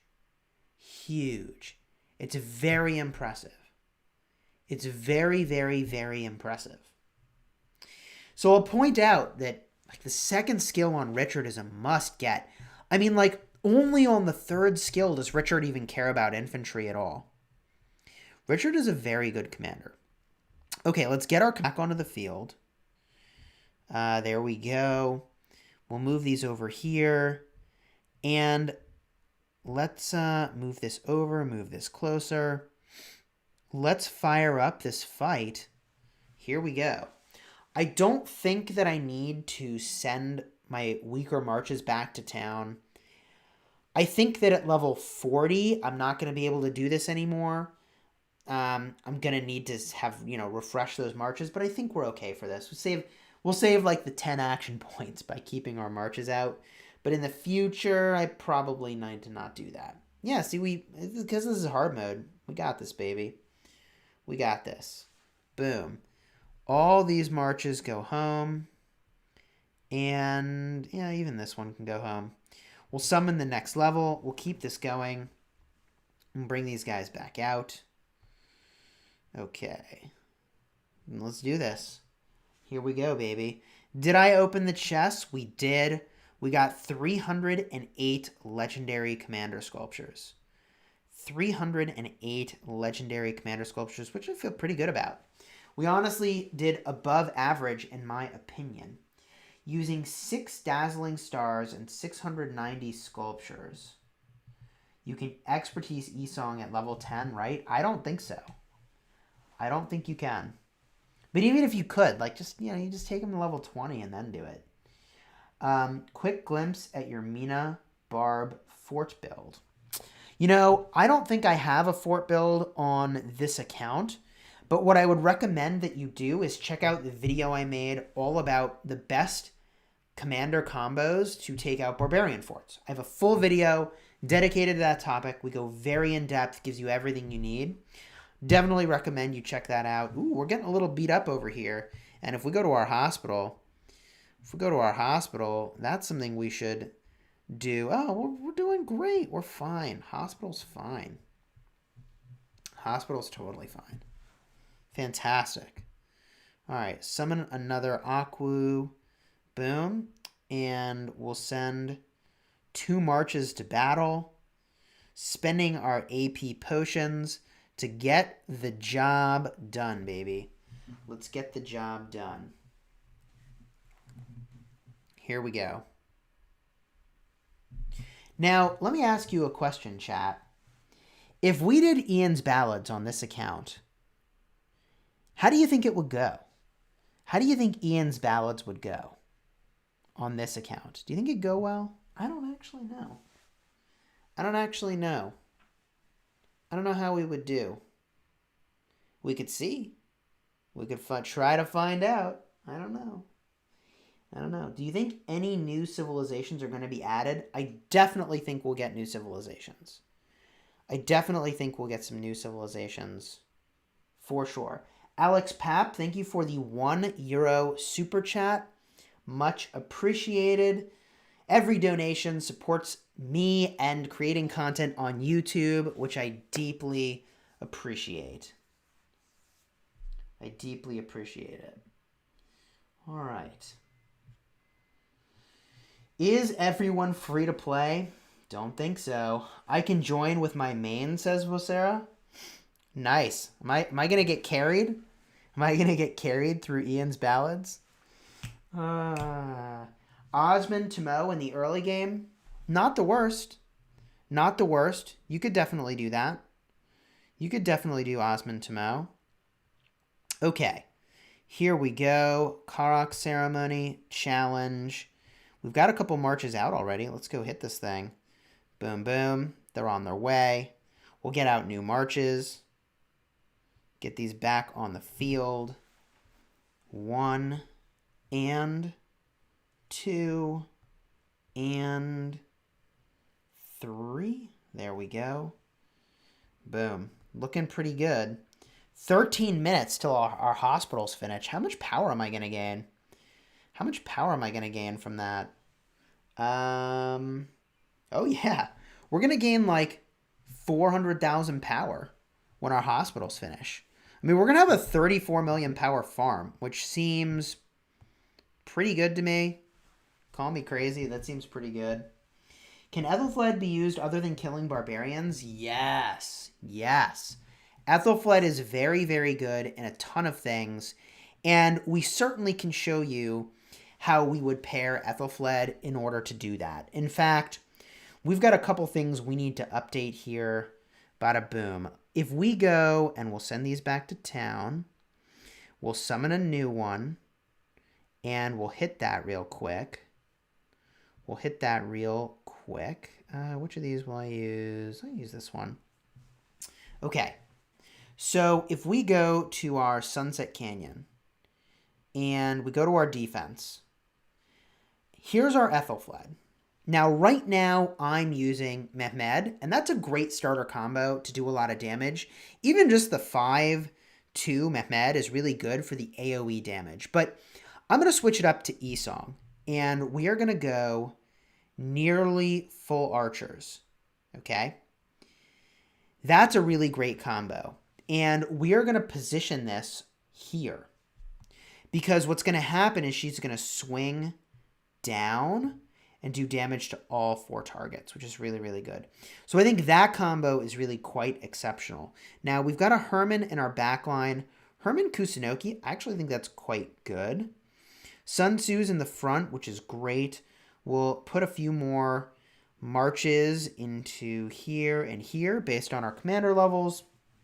And that's a pretty good configuration. Ethelfled, I use on my main account with Constantine as the secondary. I mean, you just have so many choices here. And we're out of attempts because I've just sort of burned through them. That's totally fine. Oh, dude, we're close to losing.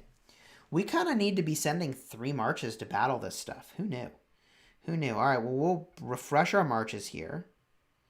Refresh the marches. Boom. Send this back, and refresh the marches. And we'll do this thing, and we'll continue to answer your questions. But, you know, as crazy as it sounds, I think I should actually, instead of doing Karuak right now, what I should do instead is Ian's Ballads. Because Ian's Ballads is going to disappear, and I need to do that before it disappears. I should even do Ceroli. If I'm going to do anything, I should do Ceroli before that disappears. So we'll claim all these goodies. We'll claim all the system messages. We'll summon the level 40. We'll bring our troops over and we'll smash this thing. And then I think what we should do is the Ian's Ballads before that disappears on all my other accounts. So here we go. Battle is in. Bada boom. Bada boom. You can use a tank to protect her since she will be targeted in the open field. Yeah, I actually have put Ethelfled on the front line in the past. I use Ethelfled Constantine as a front line right now on my main. And it works very, very well. But I think that the way I'm using her in the back lane with high damage is going to be really beast. Should I get Alex to 5-1-1-1 or 5-5-1-1? Definitely max the first and second skill. Definitely. Actually, I'm going to leave these out. I could do one more level of this since I have the AP for it. I've already got the AP. I may as well save the AP here. Yeah, I guess maybe I can get it done with 2 marches. I guess we'll see. Can these 2 marches get it done? I don't know. Maybe. Stay lazy. Thank you for the €2 super chat. Invite me. Well, where should I send the invite? I guess I put it in Kingdom chat. I guess I'll put it in Kingdom chat. All right, so I'll put the invite into Kingdom chat and then we'll do this thing. So be on the lookout. Invite going into Kingdom chat momentarily. One of the benefits of being in the Kingdom together. Uh-oh. All right. Got to spend some AP. Uh-oh. Can we get it done? Are we going to lose our march? We might lose the march. I don't know. It's going to be close. But I think we put in enough punch at the tail end of this to save it. Ooh. Is that a great use of AP? I don't think so. We basically traded AP for experience, which for this account, not so bad. Not so bad. All right. Cool. We can send out our gatherers. Including going to a node. Where is that? Ooh, here we go. I have something in my pocket for you, and it's gold, baby. Love that choice. Gold node. We'll get the gold. We'll go gather some other resources on territory here. I like to, with my farm, I mean, I should just be farming gold, but I also, I don't know. I don't want to like hog all the good resource nodes, and clearing out the wood feels like I'm making a contribution, sort of. Whatever. We'll do this. And, oops, well, we kind of messed that up. Boom, boom, boom, boom. There we go, finally. Okay. Let's do Ceroli. No, let's do Ballads. And I can do it on Hell. 25 million power, I can do Hell. Okay, well, I'll see if maybe some people will carry me. Let's create, invite, kingdom. Let's see what happens.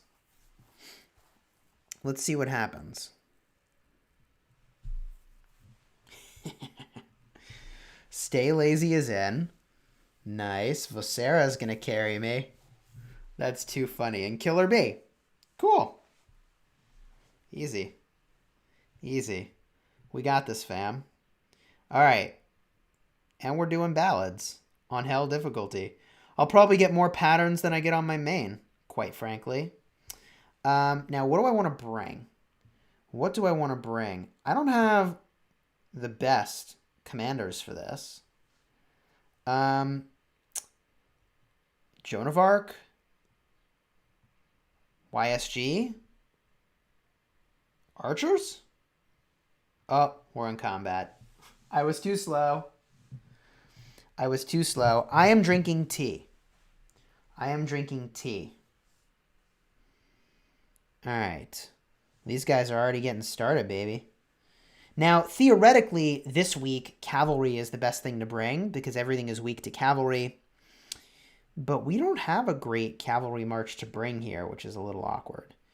Okay, so as soon as this ends, new troops, I'll get them lined up. I mean, I guess I could bring the Ethelfled. The Ethelfled's probably better. Ethelfled, Esong, archers, and we need a little of this, little of this. Make a new preset maybe, in case I'm too slow already. I'm too slow. I figured I might be too slow. All right, we'll get out in a second. For me, it changed between the 2 days. Interesting.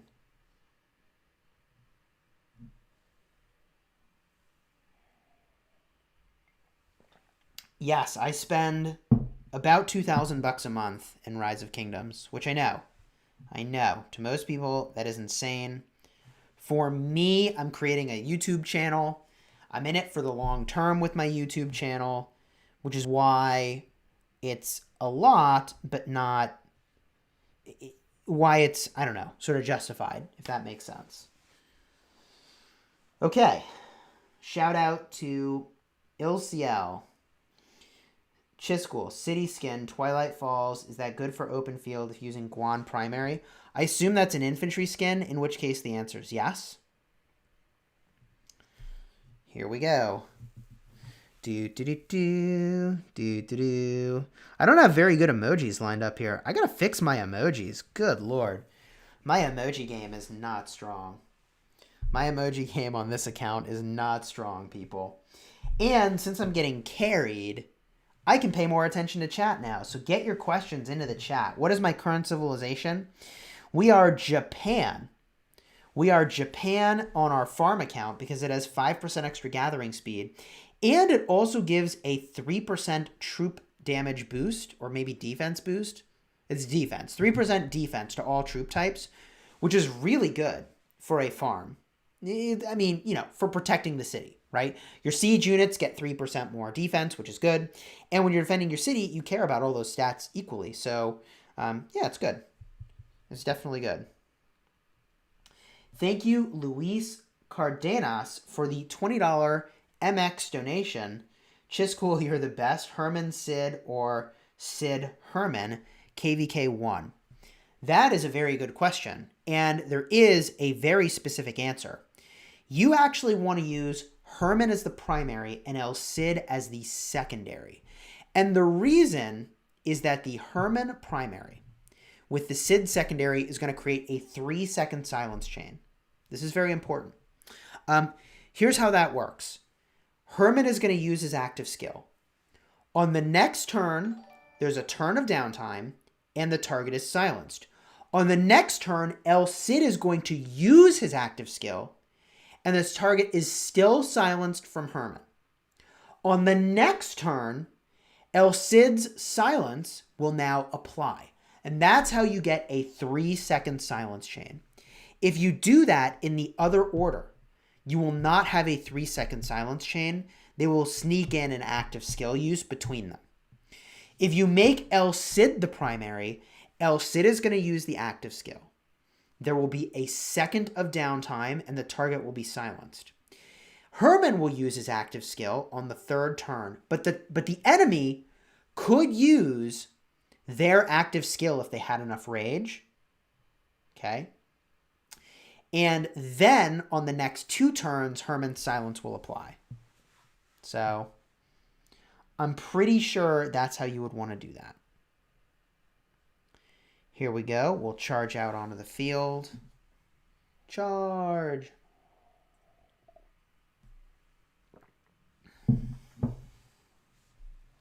Please tell me a tanky pair for Khan. If you wanted to be more tanky, I would recommend that you use Saladin as a secondary commander to your Khan, or you use Saladin as the primary. Saladin primary, Khan secondary is a mighty fine combo. I would recommend it. I think it's good. I think it's good. I think that's a good order. Chisgule, please tell me. Oh, I answered that already. Cool. Have you opened the gold chests? We have opened the gold chests. They have been opened. And we got some good stuff. We got 308 legendary commander sculptures, including just a boatload of commander sculptures that we really kind of cared about, which is great. What's better for El Cid, 5111 or 5511? I think you want to go 55, but honestly, all the skills on El Cid are very good. Either way is fine. Either way is fine. I personally am maxing the first and the second. All the skills are good on El Cid, especially if you care about march speed. What's the best pair with Edward? Tamaris? Possibly better than Tamaris. Might actually be Artemisia. That could be better. Are you going to do a video against Legend Ronnie and Ark of Osiris? You know, Legend Ronnie posted his video, and so let me give some context. We battled against Legend Ronnie and Ark of Osiris. They beat us. I had a really good conversation with Ronnie afterwards. He was very gracious as a victor. And after, that, we really refined our strategy a lot. Had a couple of other battles against folks, and we battled them again. This time we won, although it looks like they were down 2 players, which is a real bummer. But we won this time, and Ronnie posted his video. I learned so much from watching his video that I felt like I didn't want to post our video because it just reveals so much about our strategy. It reveals an astonishing amount about the team's strategy. I appreciated having the opportunity to learn from his vid and felt like it just gives away so much to have videos about it. So no, I didn't make a video about it. Luis Cardenas, thank you for becoming a member of the channel. Let's get those hype emojis welcoming Luis to the channel. As a member, you get the badges, you get the emojis, which are sweet, and your name is in green, which means I'm much more likely to see your questions. Thank you for becoming a member of the channel. And Vidur Krishnan, thank you for the 40 donation. 120,000 action points. How much should I spend on pre-KVK? That depends on how hard you're going to push on the honor rewards in Kingdom versus Kingdom. And you are going to get more action points every single week. You can buy them from the VIP shop, which is pretty solid. So the question is, how much should you spend pre-KVK? I think you should spend a lot in Phase 1 on the Marauders. Bella, good to see you. Thanks for rocking those hype emojis. Brandon, member of the channel. Wait a minute. What am I hitting? I am hitting something. Okay, good. Brandon, member of the channel, is asking, can you explain the razor sharp talent on the right side of the archer tree? So if I'm not mistaken, razor sharp is the talent that... I should focus fire here. Maybe I'll step away for a second.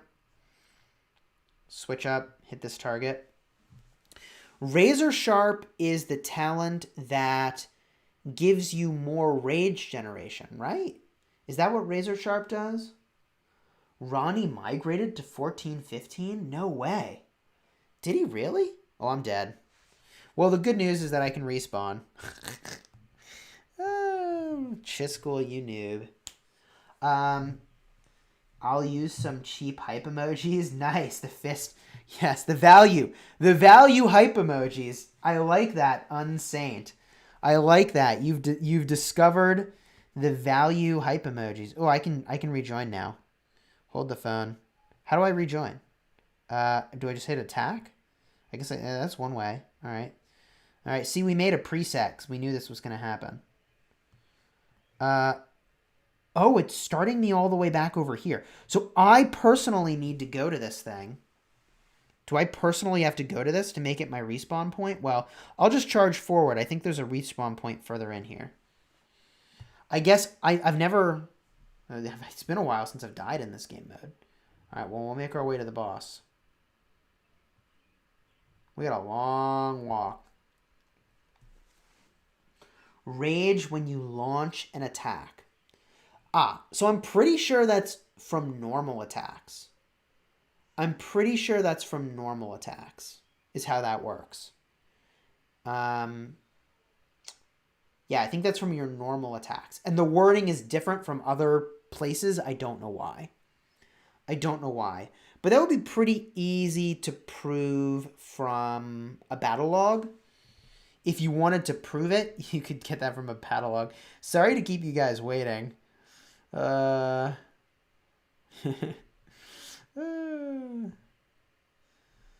right, they're starting the boss. I think that's reasonable. I'll get there in a second. Vidur Krishnan, thank you. Kingsguard and know thy enemy for arc. Oh man, I can't actually look at my talent trees right now. I really appreciate your donation here. Kingsguard and know thy enemy. What I'll say is this. The talent in the garrison tree that gives like, I think it's like 3% of stats, like all stats for everything except cities, is very, very good. So if that's what you're considering, yes, that is very, very good. That is a very, very good talent. I would 10 out of 10 recommend that. All right. Oh man, I'm getting wrecked. I'm not even taking the damage, and I'm kind of getting wrecked here. You used to be able to use an army expansion in this, right? Didn't you used to be able to use an army expansion in this, and you can't anymore? I mean, like, I'm just getting killed on his counterattacks, which is kind of remarkable. What is the best pairing free-to-play for Karuak ceremony? Oh, I died. Man! I got that long walk again. Son of a gun. And I gotta look at this. My march is retreating too. Oh my god. Well, it counts as my defeating the boss. I think I still get loot. I only have more damage than the tank, and I only have more damage than the tank barely. Just barely. That's funny. Rewards. Haha. Oh, Stay Lazy and Killer Bee hadn't done this yet. Alright. Well, that's cool. I'm glad they get this done. I got 20 of the headscarf. Not amazing. Stay Lazy, definitely the winner here. Definitely the winner. Alright. I can send my troops out now. But how do I send them? I gotta go all the way here. Oh no. Oh no. Can I rejoin? Back to battle. Holy moly. That was concerning. I thought I really messed that up. Alright. Let's go back. And I gotta go all the way here first. I gotta get the respawn point. If you guys want to start clearing the next waves, if you think you can do it without me, you definitely can start. Chis, Commander, give any good pairs of epics for first KVK. For your first KVK, you're going to want... I mean, it depends if you're doing, like, open field. And by the way, I have a video that goes through what I think really good Commander pairs should be. Like, you know, I think it's called, like, Start Here, like your first commanders to invest in, something like that. You check that out. It's got a lot of details that covers this exactly. And I'm going to hit my respawn point over here. Okay, let's go this way. I'm going to collect the respawn point. But what are some good pairs to fight with that are epic? You're going to want Joan of Arc for buffs. And in a perfect world, you either have some march speed. Like Joan of Arc Herman, I think gives a lot of utility. I think that's a really good combo. Joan of Arc Scipio is very tanky. This is going to be interesting to see if these guys are able to do this without me. I don't know how much damage I'm contributing. It's not nothing. It's definitely not nothing. Let's see how this goes. It looks like they're doing great. Nice. Okay. And unfortunately, the first thing I have to go to is this respawn point. I have to get to this respawn point because I keep getting wrecked. Where to spend AP? Karuak Ceremony versus Eva the Crusade. You definitely should max your Karuak Ceremony every time.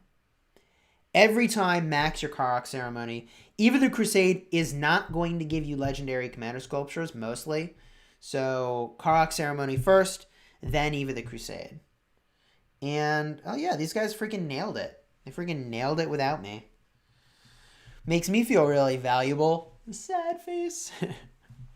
Okay, we get the respawn point momentarily. While I get carried by these guys. But a couple of them, they hadn't done this event yet. So, I mean, they needed to get it done. That's good.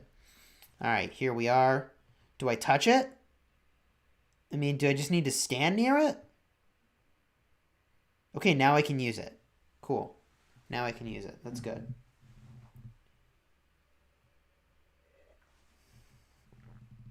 You don't have to go for respawn point. Your friend did it. Well, my friend did it for this one. My friend did it for the other one, and I couldn't use it. Oh, is this not a respawn point? What is this? It is a resting campsite. I'm confused. I couldn't use that one. Well, whatever. Here we are. We made it. We probably go this way. And we take out the... we need a healer. Oh, that's a pretty good emoji. We take out these guys down here. I definitely should not tank. Let me tell you that. Attila Takeda is not good in the open field. I think Attila Takeda is very good in the open field. I have been astonished with how good Attila Takeda has been for me in the open field. It's not a combo you want to run into a big brawl. It's a combo you want to use on the outskirts of a big brawl. And you want to battle in a way that you're not taking AoE damage, because you can't deal AoE damage. So if you had an E-Song, you could go into a big brawl because you're going to take AoE damage, but you're going to deal AoE damage. So if you're not dealing AoE damage, you need to avoid big clumps of players where each of them is going to be hitting you and you're not hitting any of them except one. All right, we're doing good AoE damage here. Nice. First target's almost down. I assume the debuffs we're applying are relevant. Let's confirm. We decrease march speed. Can we we decrease the defense, the attack. The Ethelfled debuffs are helpful. The Ethelfled debuffs are helpful here. So that's good. I'm making a decent contribution. I'm only doing 3% more damage than the tank, but whatever. Whatever.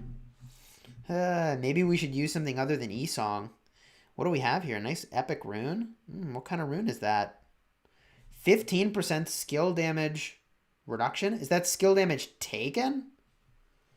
Is that skill damage taken? The problem is that... I guess I'll take this. I assume that's good.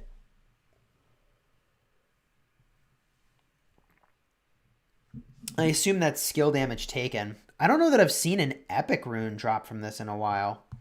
Epic rune is pretty legit. We heal back up and we do this thing.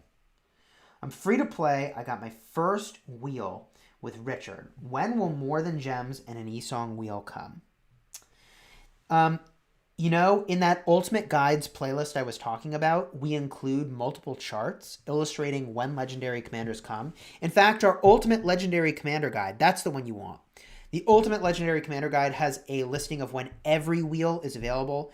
That diagram was provided by Stormy from Kingdom, I think it's 1206, but I apologize if I'm misquoting that. Really appreciate that chart and his permission to use it. Much appreciated. Stormy is one of the moderators in my Discord. Link is in the description if you want to join my Discord where we talk about Rise of Kingdoms every single day. You can also get alerts when we put out content. Would recommend it. And if you're enjoying this video, just a quick reminder to drop a like on the video and consider subscribing for daily Rise of Kingdoms videos, baby. Daily Rise of Kingdoms videos that help you get value and smash your enemies. Now, we are going to hit the target that our peeps are hitting here. Bada boom. I think we're pretty well positioned to hit multiple targets, but if I go like this, and then I face this way, now I'm going to hit both of them for sure with my AoE, although it's almost dead, so maybe that was moot. Whatever. Let's get a look at the rune here. Skill damage reduction. I don't know if I do less skill damage. Am I doing... Wait. I don't know what this does. That's pretty confusing. Is Martel and E-Song a good field pair? Oh, I'm not hitting the target. What? Martel E-Song is a great field pair. And let me tell you why. Martel will increase the damage of E-Song. And although you don't really get the full benefit of the fourth skill of E-Song, if you bring E-Song into the open field as a primary commander, it is going to get focused down. If you bring E-Song even as a secondary commander with other archers, it's going to get countered by all the cavalry that are in the field and get focused down. So I like hiding the E-Song behind a tanky infantry commander like your Charles Martel, because that to me, and I'm going to aggro something else if I do this. I got to be really careful. That to me feels like a good way to protect the E-Song. That feels like a good way to protect the E-Song and bring it to the battle without getting focused out. All right. You get less skill damage. You do get less skill damage. Wait. I'm dealing less skill damage? It doesn't make any sense to me that they would have a rune that reduces the skill damage ideal. I think it's got to be the skill damage I take. And I'm not taking that much skill damage, but I also, the other rune was infantry, and I don't even have that many infantry. So, you know, whatever. Richard Esong better for open field. Richard Esong's great. I would say Richard Esong is probably better than a Charles Esong because you're going to be able to sustain for a lot longer. So especially if you're going for a longer walk, that is true. All right, here we go. I'm just going to grab a snack here. Bada boom. Always keep one handy. Always keep one handy. Since we're going to be here a while. Dig in your heels, people. We're going to be hanging out for a while. Battling Ian's Ballads. Getting some sweet loot here. Thank goodness we've got some friends to take us through this difficulty. Because otherwise, I would not be able to do this. For sure, I would not be able to do this. So appreciate the help from Vocera, Stay Lazy, and Killer B.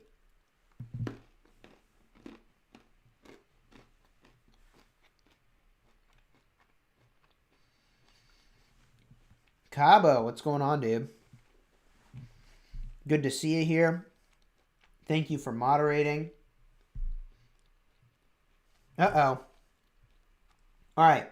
Gandalf says, need your advice, please. I got zeroed and I was pushing T5.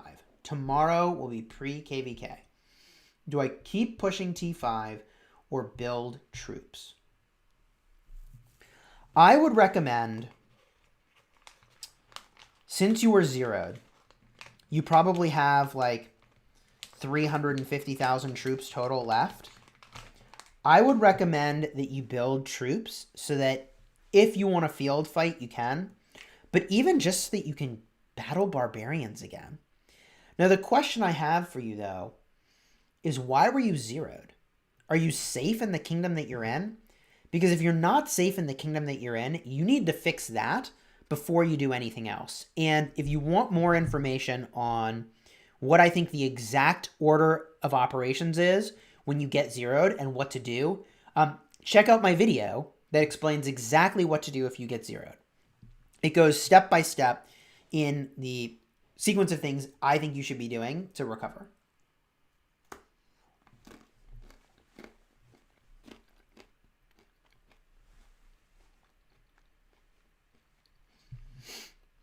All right, chat wants to see the snack. We have a granola bar. If you can see it, we have a granola bar. And it's definitely organic and probably coated with honey. It looks pretty tasty. It is pretty tasty. Not going to lie. Not going to lie. City Skin reward from KVK Season 1. Is it good to use when open field battling with Guan Leo? Offhand, I don't remember what the downside is from the City Skin in KVK Season 1. I know the upside is 5% skill damage, and that's very good.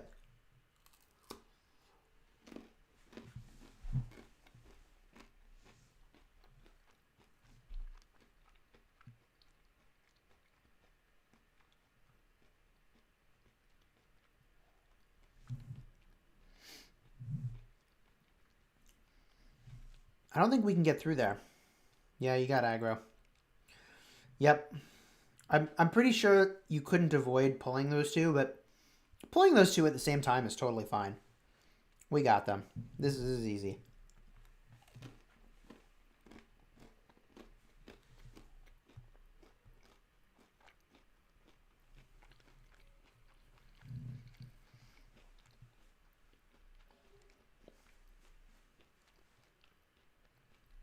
All right.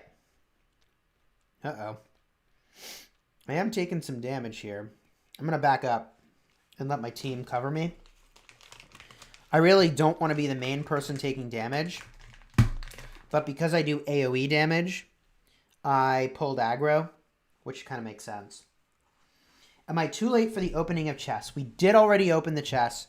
We got 308 legendary commander sculptures, which was pretty sweet.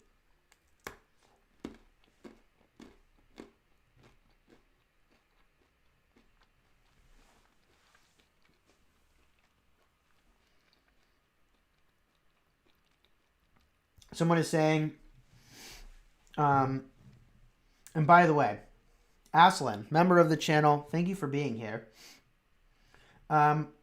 Nathan says, Chis, I spent 5,000 gems on the dice before your video came out. Yeah. I made 2 videos about the dice event. If you haven't checked them out, I think they're very insightful. The first shows you what I get when I do the dice event, and I do my worst misclick of all time. The second actually, it's not my worst misclick of all time. It's actually not my worst misclick of all time. I have done much worse. I lost like 3,000 gems. But my worst misclick was much, much worse, quite frankly. And I did a second video where I actually went and illustrated the probabilities associated with the event so that you can understand better what your chances are actually for winning every time you roll the dice. And that went out at like 1 a.m. It was ridiculous. So after you're done watching the live stream, you could go check that out. Or if you want, you go watch that video and come back.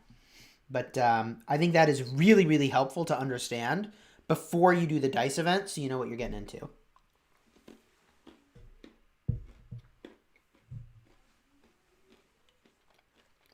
Ooh, we got ads.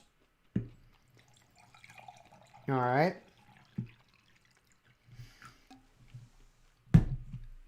Hydration.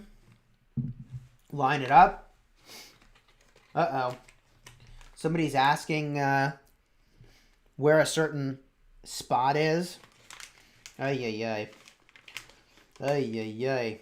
I don't think that's appropriate for PG audience, which we cater to on this channel.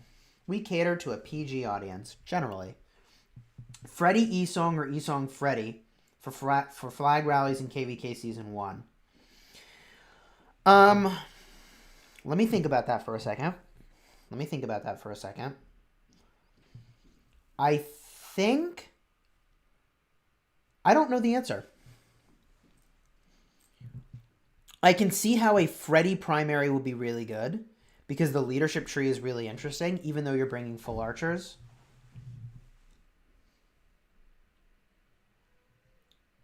I don't know. I think you want... What do we get here? Oh my gosh, nobody got any epics? And we all got more of the headscarf? Really? Really? That loot was so bad.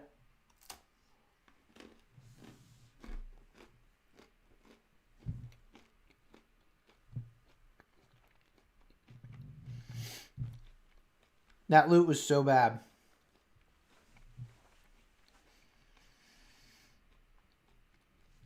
Hulk is saying Freddy should be the primary. Duly noted. Boom. All right, we got this unlocked now. Okay, we're good. Freddy should be the primary, huh? I can dig that. I think that makes sense. Who would you pair Alex with in the open field? You know, you could use Joan of Arc. You could use Olgi Mundok. You could use Sun Tzu. Sun Tzu would be the best at the epic level. But I just assume that Sun Tzu is so good that you've got other uses for him, you know?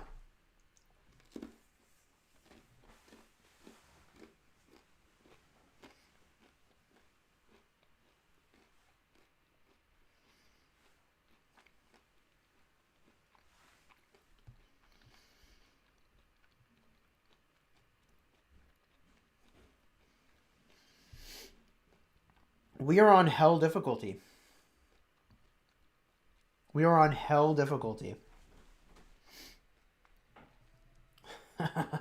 Oh my goodness. The live stream fairy has delivered. Holy moly. Well, I guess I get lunch for this epic stream after all. That's amazing. I'm going to focus my energy over here. I think the way we want to do this is just kill these guys clockwise if we want to focus our fire. Kill this guy. I guess I get lunch after all. Holy moly. Do we want to play the game where with a certain number of likes we show what food we're eating? Oh, man. Oh, my goodness. Here we go. Battling in on the left. I'm free to play. I've spent all my gems on Richard. I'm going full invest. Should I try to work on Esong after?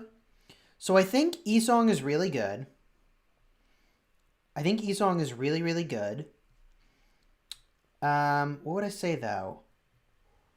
I do think you should focus. I think you should unlock Esong. I think it is worth unlocking your Esong. But if you're all in on Richard, then go all in on Richard. Finish that project. And then you can go work on Esong. And that's a fine choice.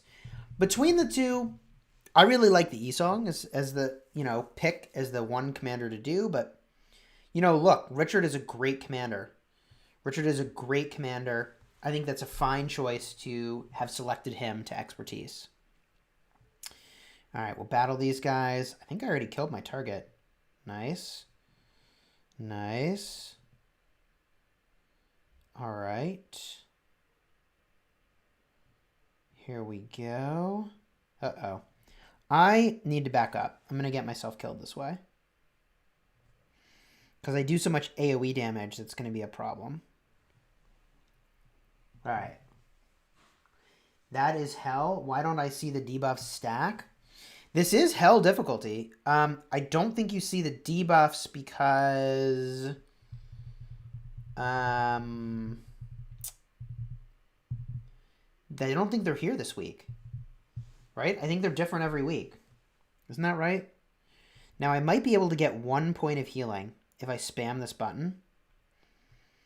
And I could use the heal. I got it. Did I get a heal? Maybe not. All right, well, here we go. Charge. Let's charge, baby. Does Karuak count as a barbarian? I don't actually know anymore. I thought I knew, but I don't know anymore. I think it might, but I'm not sure that it does. I honestly don't know. I'll take care of the totem. I got to get out of the damage anyways. Why am I not hitting the totem? It's showing like it's dead. Do you see this? Is it dead or is it alive? Is it just on my screen? All right, whatever. That's super weird. Okay, another totem. I'm going to go get it. Okay, Stay Lazy's got it. Awesome. Perfect. Perfect. Defeated. Okay. Dude, that totem is like...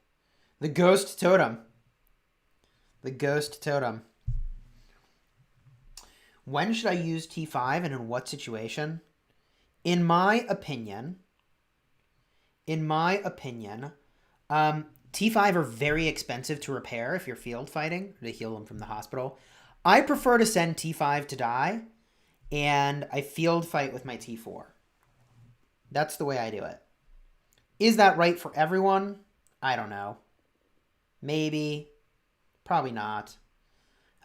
You want to maintain probably enough T5 to do whatever Ark of Osiris stuff you have. That's the other really good thing to do with your T5 troops is to... Oh boy, there's another totem. We've almost got this. I'm running around killing these totems. Okay, it's defeated. I think we got this now. Woo! We did it. Well, Sarah says it won't let me hit it either. Wow, so you see that too. Okay, interesting. Let's rip this thing open. So anyways, let me concisely answer that question now that I'm not multitasking. Maintain enough T5 to do whatever you want with Ark of Osiris. Then use T4 to field fight. Whoa, the rewards there were a lot better. Stay Lazy got at least an epic chest, although no pattern. I got 5 of the helmet, and Killer Bee got 5 of the helmet. Interesting. Use your T5 to defend or to rally or to counter rally, in my opinion, I think is worthwhile. And otherwise, like, don't really field fight with them, except maybe in the Ancient Ruins, maybe if you have a lot of resources and you feel spendy. Well, thank you again, friends, for carrying me through this event. That was really fun. That was really fun. I'll jump home now. And I can answer your questions while eating some lunch, which is amazing. Delivered by the live stream fairy. Oh my goodness. Lunch is looking pretty good today, people. Pretty good today. We've got chili and we've got a bacon and cheese scone. I mean, this is legit. Homemade bacon, cheese, scallion, scone. This is happening. This is legit happening right now. He got the blue pattern. Ooh, Spartan's here. Spartan's here. The loot review. Yeah, Spartan, I guess if all you care about is the pattern, then getting the epic chest is pretty bad, quite frankly.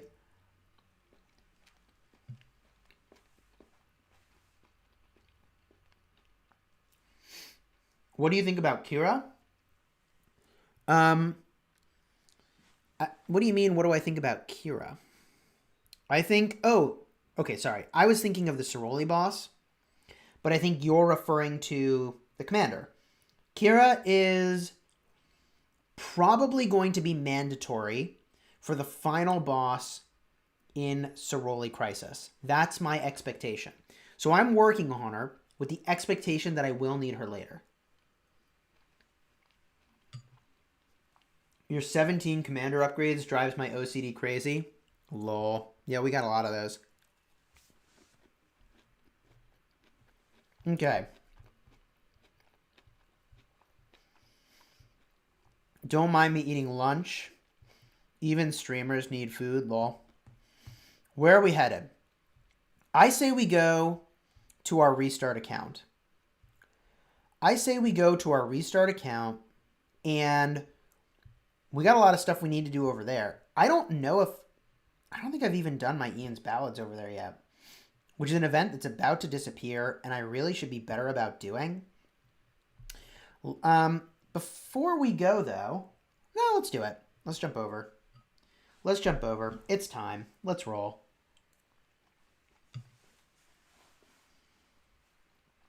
Do you remember Shifty? He's in my kingdom. Jack Vickery, what kingdom are you in? What kingdom are you in that Shifty is there? Now I'm really intrigued. Where is he at these days? What's he up to? I have no clue. We now are on our Restart project. For those of you just joining us, the Restart project is an account where we started all over again, and we didn't even make it a jumper. We just started from scratch in a kingdom. We were even a few days late to the party. King of Armenia twisted my arm, said it'd be a lot of fun, and it has been a lot of fun. This account is 238 days old.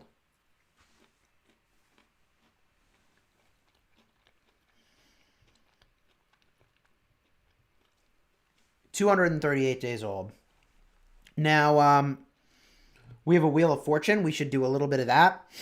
We got Mighty Governor. We have the Dice event, Osiris Invitational, Ceroli Crisis, Ian's Ballads. We have so many events to do. But first and foremost, I'm sure you all want to see me open the gold keys I have. Drop in the chat. We've got 17 gold keys. How many legendary commander sculptures do you think we're going to get from this? How many legendary commander sculptures do you think we're going to get?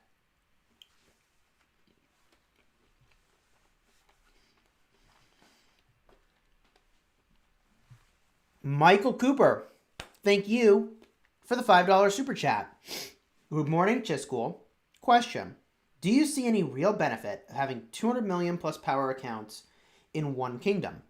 Let me know what you think. Thank you. Thank you again for your super chat. Here is what I think about 200 million power plus accounts.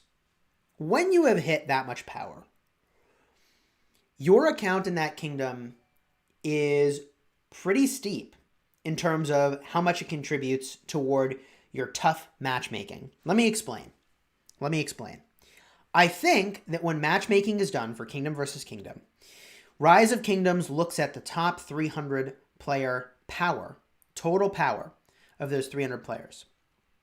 Now, if that's how that works, that one player contributes a massive amount toward the kingdom being, in a tough matchmaking. To compare, if the bottom player is like, I don't, and this isn't even an accurate comparison. I mean, it's so hard to do. It's so hard to do this. If the bottom player of like 300 is like, I don't know, let's say it's 35 million power, okay?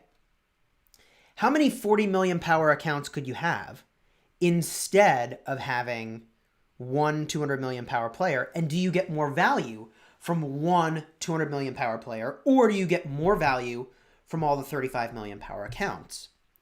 I think that if your kingdom has lots of people with the best equipment and the best everything, that the amount of value you get from that single player really diminishes. But that single player can do some things that other people can't. If that single player that's 200 million power plus is willing to teleport into very dangerous areas to lead rallies and do other things, then I think you're getting value you wouldn't have gotten otherwise. If a player like that is willing to solo fill flags for morale, then I think you're getting a benefit there that you wouldn't get otherwise. I think there's things that 200 million power plus players can contribute, but they have to actually be very contributory. Does that answer your question? Hopefully.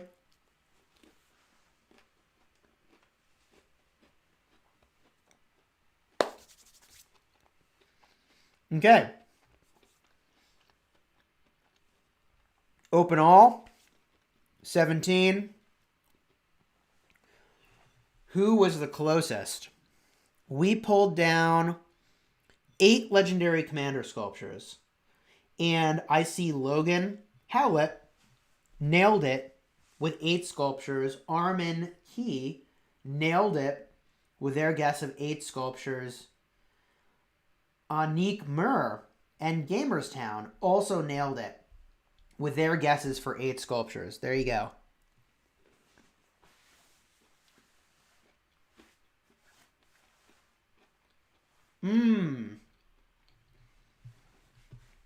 Okay, Michael Cooper says, sorry, I think there's miscommunication on my question.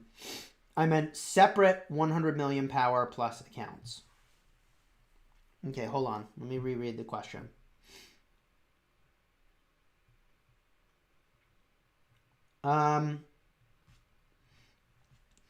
So I struggle a little bit with how much one player can contribute with 2 accounts that are 100 million power, if that's the question.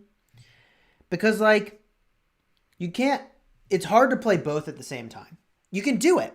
We have someone in our kingdom now who does it very well, but it's hard to do. And in general, you're better off with 2 different people that are 100 million power, if that's your question. Yeah. It's tough for one player to have disproportionate impact with both their accounts. Because, like, I don't know. Maybe they'll send more troops to die combined? I don't know.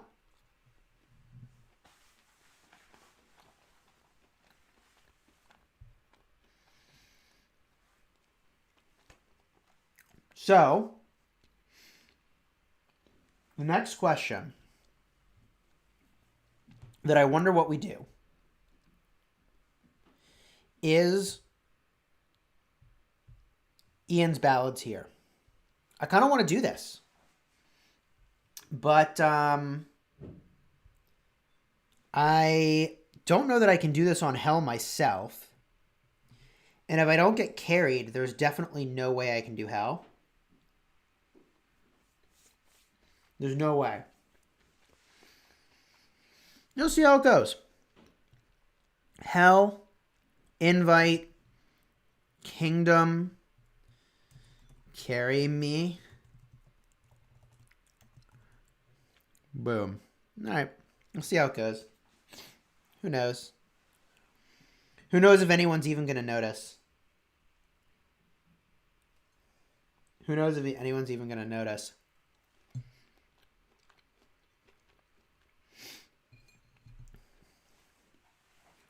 Is Osmond and Bybars good? I think it's fine. Aslan, Chisgule, do I use my AP for Karuak ceremony events or the pre-KVK barb?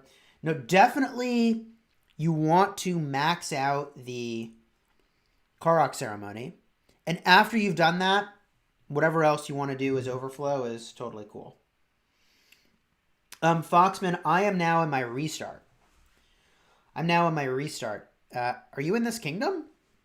Are you in this kingdom? How much T5 is enough to maintain or defend in the ruins? I mean, you're going to have to do a lot of healing. You're going to have to do a lot of healing at the end of the day. Press help.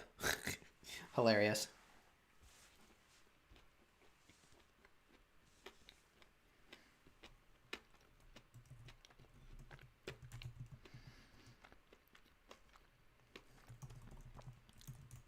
All right. Boom. Message sent.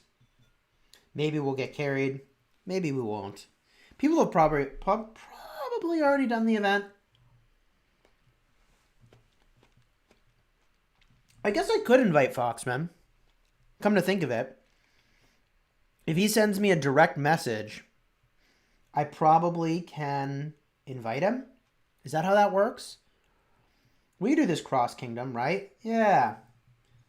Yeah, send a direct message. I don't know. Let's see. Huh, yeah, we could do that. All right. All right.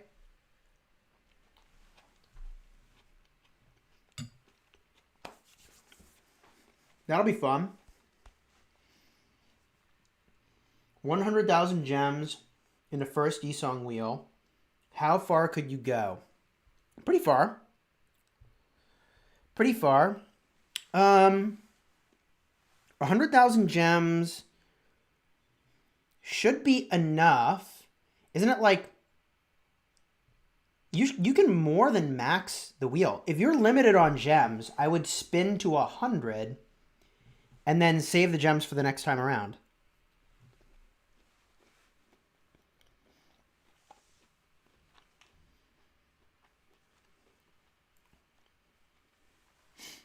Send it to T5 chat. So I'm not in T5 chat with this account.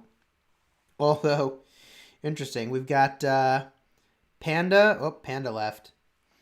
Panda was here, and then Panda was like, nope.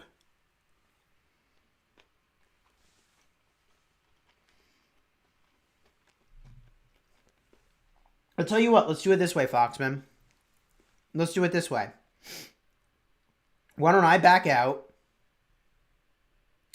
And Foxman, you invite me.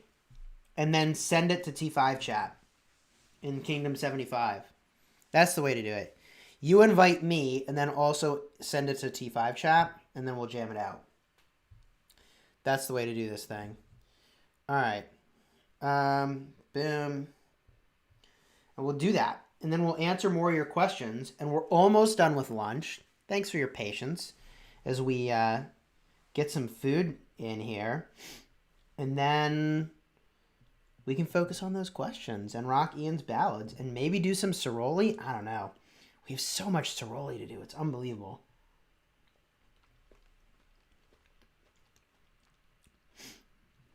Do I even want to do Ceroli on this account? I mean, in a perfect world, I would. In a perfect world, I would. Boom. Join the team.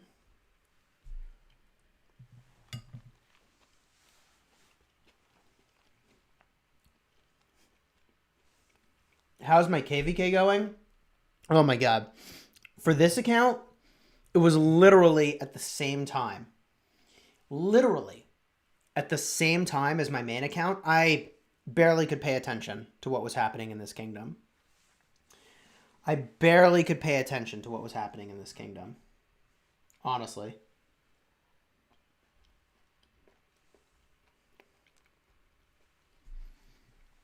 Now, Foxman has sent the invite to me.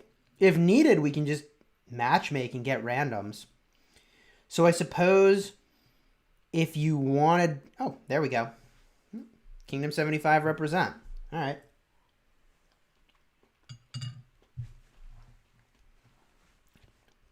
All right.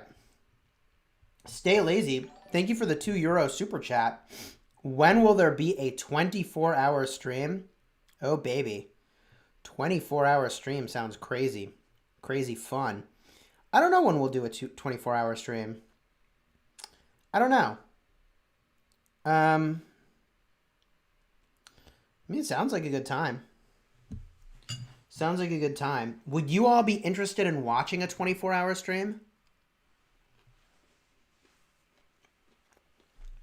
Would you watch it?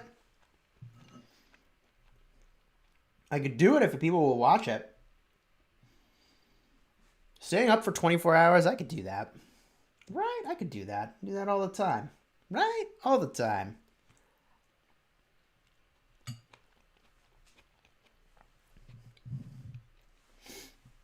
Victor says I stopped playing this game because it's pay to win.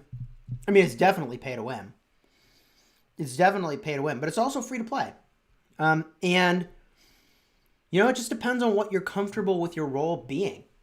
If you want to be a good contributor in a good kingdom, you don't have to pay a penny.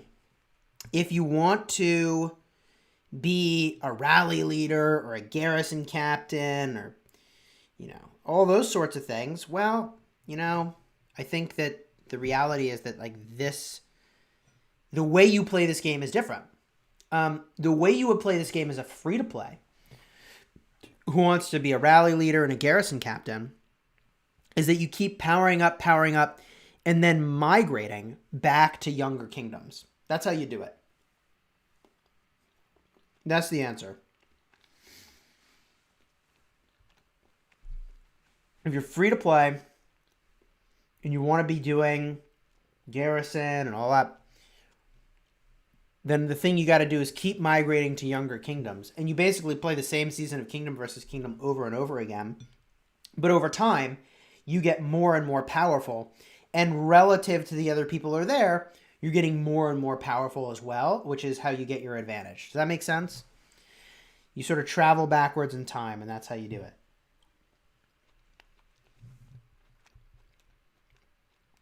All right.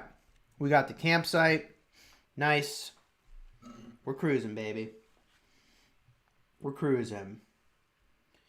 What are the best trees between attack, defense, and skill? I would say attack and defense are the most popular of those. Attack and defense are the most popular of those.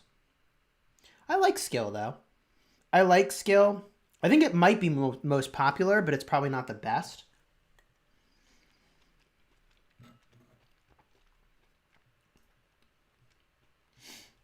You are a sensei, bro. I learned everything. Thank you so much. You're very welcome. You're very welcome. I enjoy doing this. I appreciate how you all as a community support me by dropping likes on videos, by subscribing, and just by tuning in to watch what we're doing. I deeply appreciate it. I do deeply appreciate it. What's better, 5511 Sun Tzu, or is it okay to do 5111? You could do 5111. 5111 is totally fine. And I'm pretty sure the second skill on Sun Tzu was garrison anyways. So if you want to start using Sun Tzu immediately in the open field, you would take him to 5111 anyways before applying more skills. And you're going to expertise him as fast as you possibly can. So whether or not you've maxed out his skills in the perfect order doesn't matter as much, but do max the first skill before you proceed and you'll be good.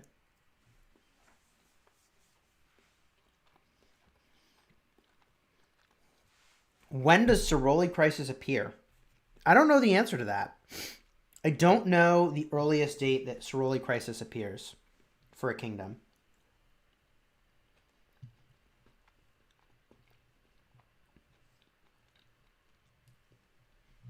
Okay.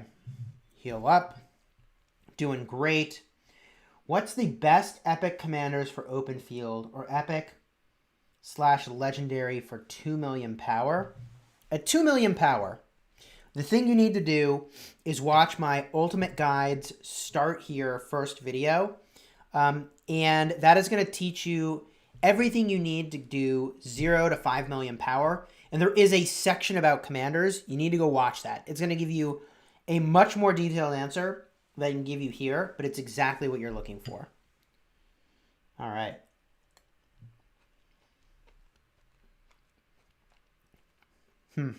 Spartan says, I want Shadow Legion. Don't we all?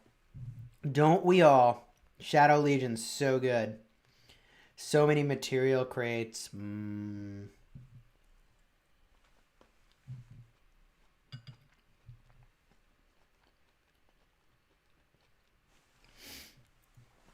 Someone is saying they did Ceroli, not Ceroli, Ian's Ballads in 15 minutes by skipping all the mobs. I don't know how you skip them all. How would you skip them? How would you skip all the little mobs here? I feel like you have to do them all, don't you? Usually in most kingdoms, when is the first KVK? 100 days? Yeah, about 100 days in. About 100 days in.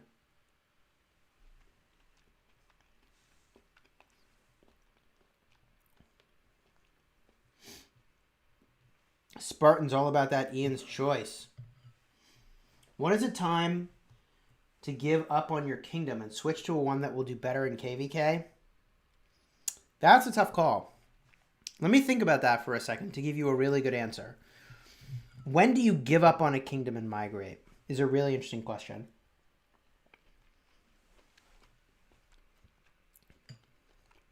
So, I have a couple thoughts there.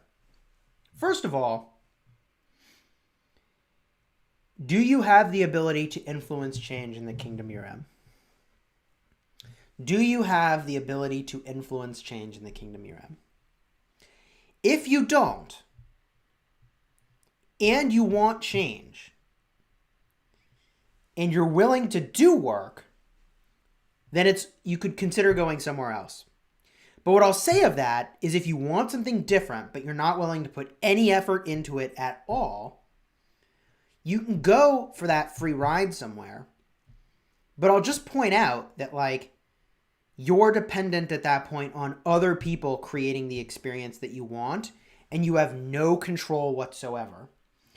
I think that in most kingdoms, if you step up in a way that is constructive, leaders will take to that, and you can be in the fold for shaping the kingdom in the way that you want it to work.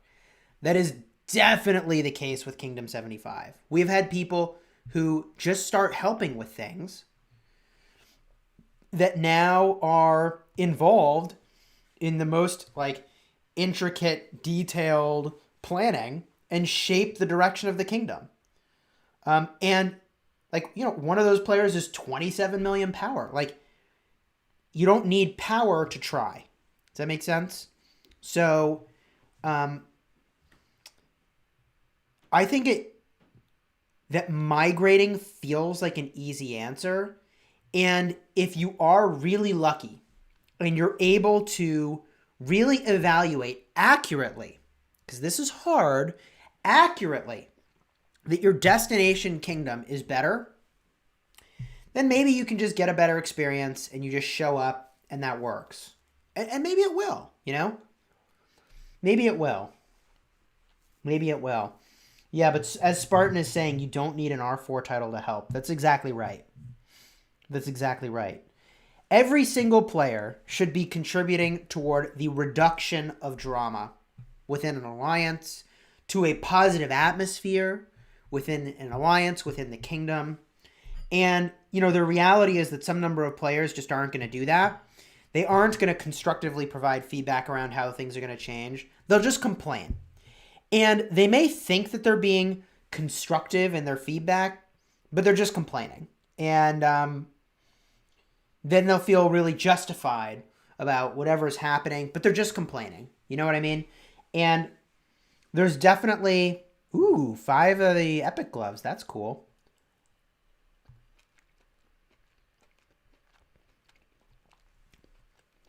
I think that, I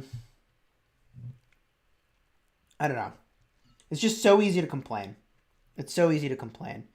And one of my mantras, and I used to use this, by the way. I used to use this. You know, I work in tech, and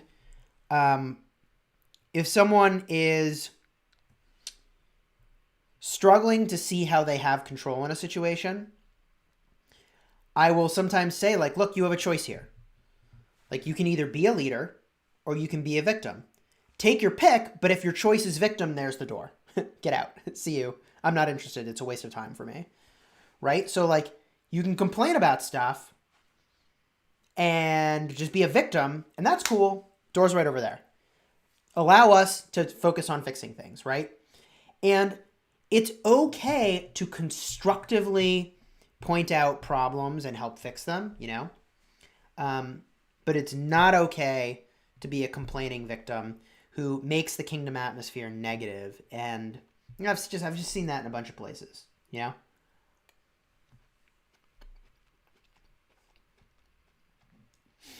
Shifty is in Kingdom 1699. No kidding.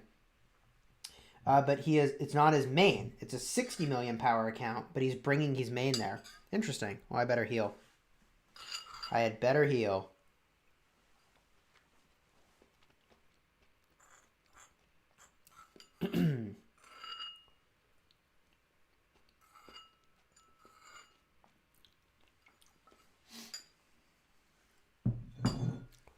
I mean, I can tell you just an example of like leader victim mindset from Kingdom 75 is, and this isn't even leader victim, it's more like anyone can be a leader is actually what I'm illustrating. But we have a suggestion area in our Discord, and oh, I'm hitting the wrong thing. Yeah, and I'm going to tank it now is my penalty for hitting the wrong thing. Oh, man, I'm really messing this up. And I even took that target out of the AoE now. Gosh, I'm the worst. Now oh my God, I'm the worst. I think I fixed it though. There we go. We fixed it. We brought the target back into the AoE. Right, so we have this suggestion area in Discord. And some people were posting suggestions, and I was like, that's amazing. Who wants to organize it? Do you want to organize it? Because, and this is not a criticism, but it's easy to make suggestions about what you want changed. It's much more effort to actually do stuff about it. So to the person who was asking, should I migrate or not? I think that if you have good relationships with the people in the kingdom that you're in, it's probably easier to try to shape the kingdom that you're in than it is to go somewhere else and just hope that it's better. That was a really long-winded answer to a question that was probably pretty simple.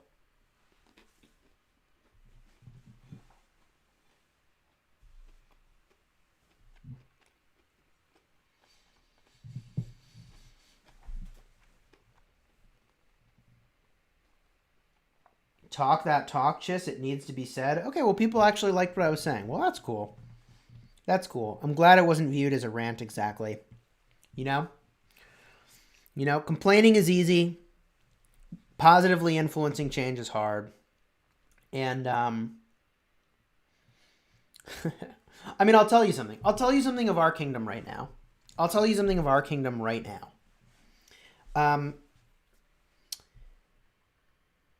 You know, maybe when you're not in an Imperium kingdom, it is totally appropriate to go to the king of the kingdom and just like start complaining about something. Maybe that's appropriate. I don't think it is, but maybe that's normal, okay? And I'll just tell you, in Kingdom 75, if you try to complain to Negan, and your complaint is not well-founded or is not constructive, I mean, he'll just tell you that whatever you're saying is pretty stupid. And he'll just lay it out, not in an insulting way necessarily, but certainly in a straightforward way.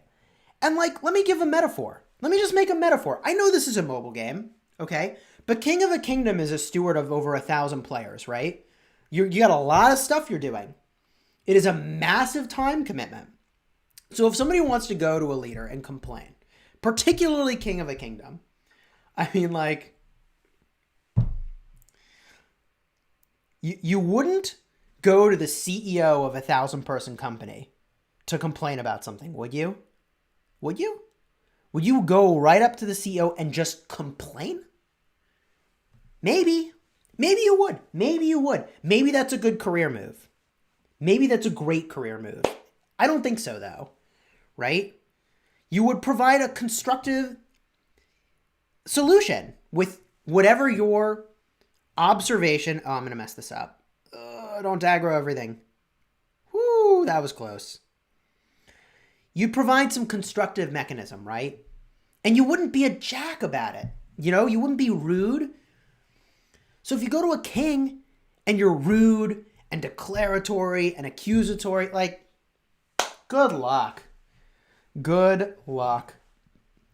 In the same way that I think most employees probably shouldn't go right up to the CEO and have a conversation. Like, you probably shouldn't go right up to the king of the kingdom and try to have a conversation unless you are extremely well informed, unless you are being constructive. Because I'll just tell you, like, a well-run kingdom is a huge amount of work, and it's a thankless job. That's why there's a chain of command and a council. Wink Dog is correct. Wink Dog is absolutely correct. That is why there's the chain of command and a council, right? It's like most of these problems can be solved by other people who are empowered to solve them for you, or to constructively raise those issues in a way that they can actually be addressed without creating drama and unnecessary upset. You know? And I get this is a game, but it's a game in which you are in a community with 1,000+ players, and in a well-run kingdom, there are people trying to organize it. You know? Just throwing it out there.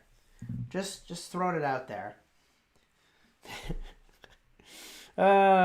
Anyways, on the topic of running kingdoms,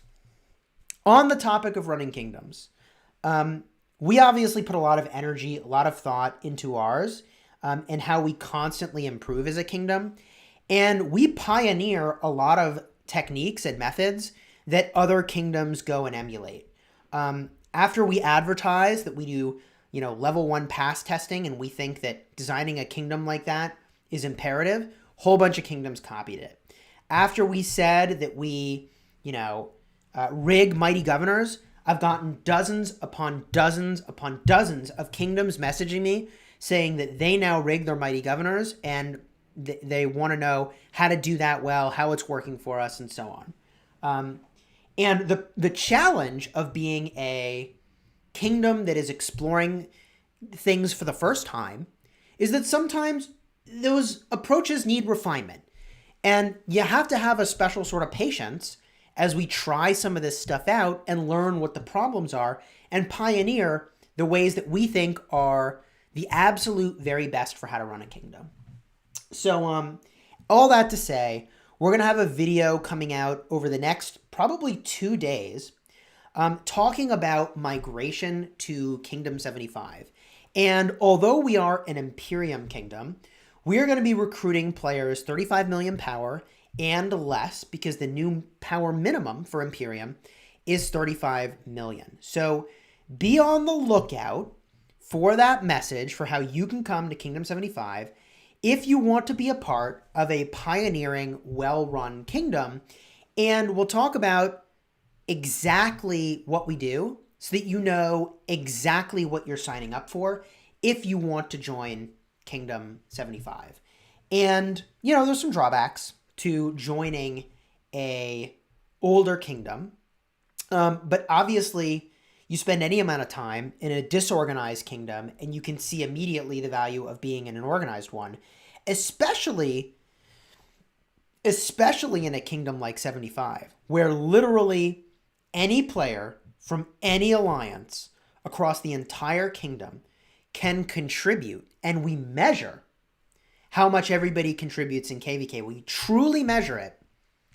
And you can get end of KVK rewards, the top of the top. We do not care what alliance you're from. We just look at your contribution. That's it. Easy peasy. It's a totally achievable thing. So anyways, I'm going to stop talking about all that. I've gone totally off the deep end. Is Khan a must-have cavalry commander? I don't know if I'd say must-have. These are both going to aggro, by the way. I don't know if I'd say must-have, but he is very good. He is very good. Where are we fighting these? Here? I think here is the safer place. Even though I know we're kiting them around a lot, this is where we should fight them. There we go. I think this is better. Yeah, this is definitely better. Untitled Chapter emoji. Look, we Gucci, baby. Look at that face. Look at that face. If that face doesn't say, we're good here. Yo, we're good. I don't know what face does.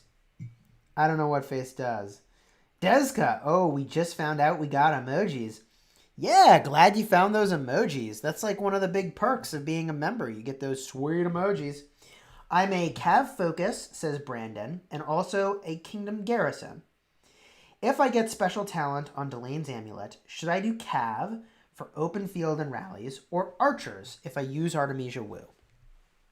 So, in my opinion, Brandon, the thing you need to optimize for is the situations where your troops are dying. Okay? If you don't have any other amulets, and you're not close to having more than 2 amulets, I would pick the situation where you think your troops die the most. Does that make sense? So if it is rallying flags and you're using cavalry for that, then it's cavalry. I don't see you saying you rally flags, though. I saw you say Cav for open field and rallies, or Archer if I use Artemisia Woo. So I would say are the rallies against flags, though? Or are you talking counter rallies? Are the rallies against flags? I'll assume they're rallies against flags. Wherever more of your troops die, that's where the special talent should be. And if you're just making Delane's Amulet, I would consider waiting until like Tuesday, because on Tuesday we should have new commanders. And we'll see what those are. And like, I personally, on my main account, am not making anything until I know what the trees are on the new commanders. Straight up. Is it better to craft 3 to 4... no flag rallies? Then definitely optimize where the troops are dying, which is garrison. Definitely garrison. But wait until Tuesday. Pardon me. Wait until Tuesday when we know exactly what the new commanders are. And that's my assumption. Is that we'll see them at the bottom of the commander screen. I don't have any inside information. I just know that it's a patch day. And so on a patch day, it's highly likely that that's what we'll be getting. Oh, I missed it. I was tapping to heal, and I missed the loot. What did I get? Oh, man. I'm going to have to watch my slightly delayed version of it. Did I get anything good? Right next to my chat. Let's see here. I can't even see it in that. I don't think I got anything. I missed it.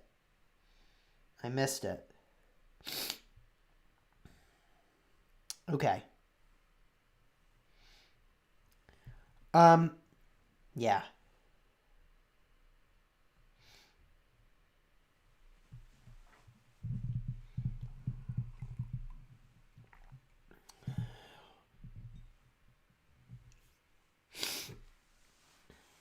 XP Killer thinks I got an epic? That's cool. P.S. XP Killer in the chat over there is the same EXP Killer that's right here in game. All right, let's do this thing. Leroy. Con emojis. I love that emoji. He's just so joyous. He's so boisterous. So boisterous and joyous. Especially this one, where he's like, hey! Oh, God, I love that emoji. I can't believe I'm talking about emojis in a mobile game and love in the same sentence. But dang it, hey! Come on, it's cool.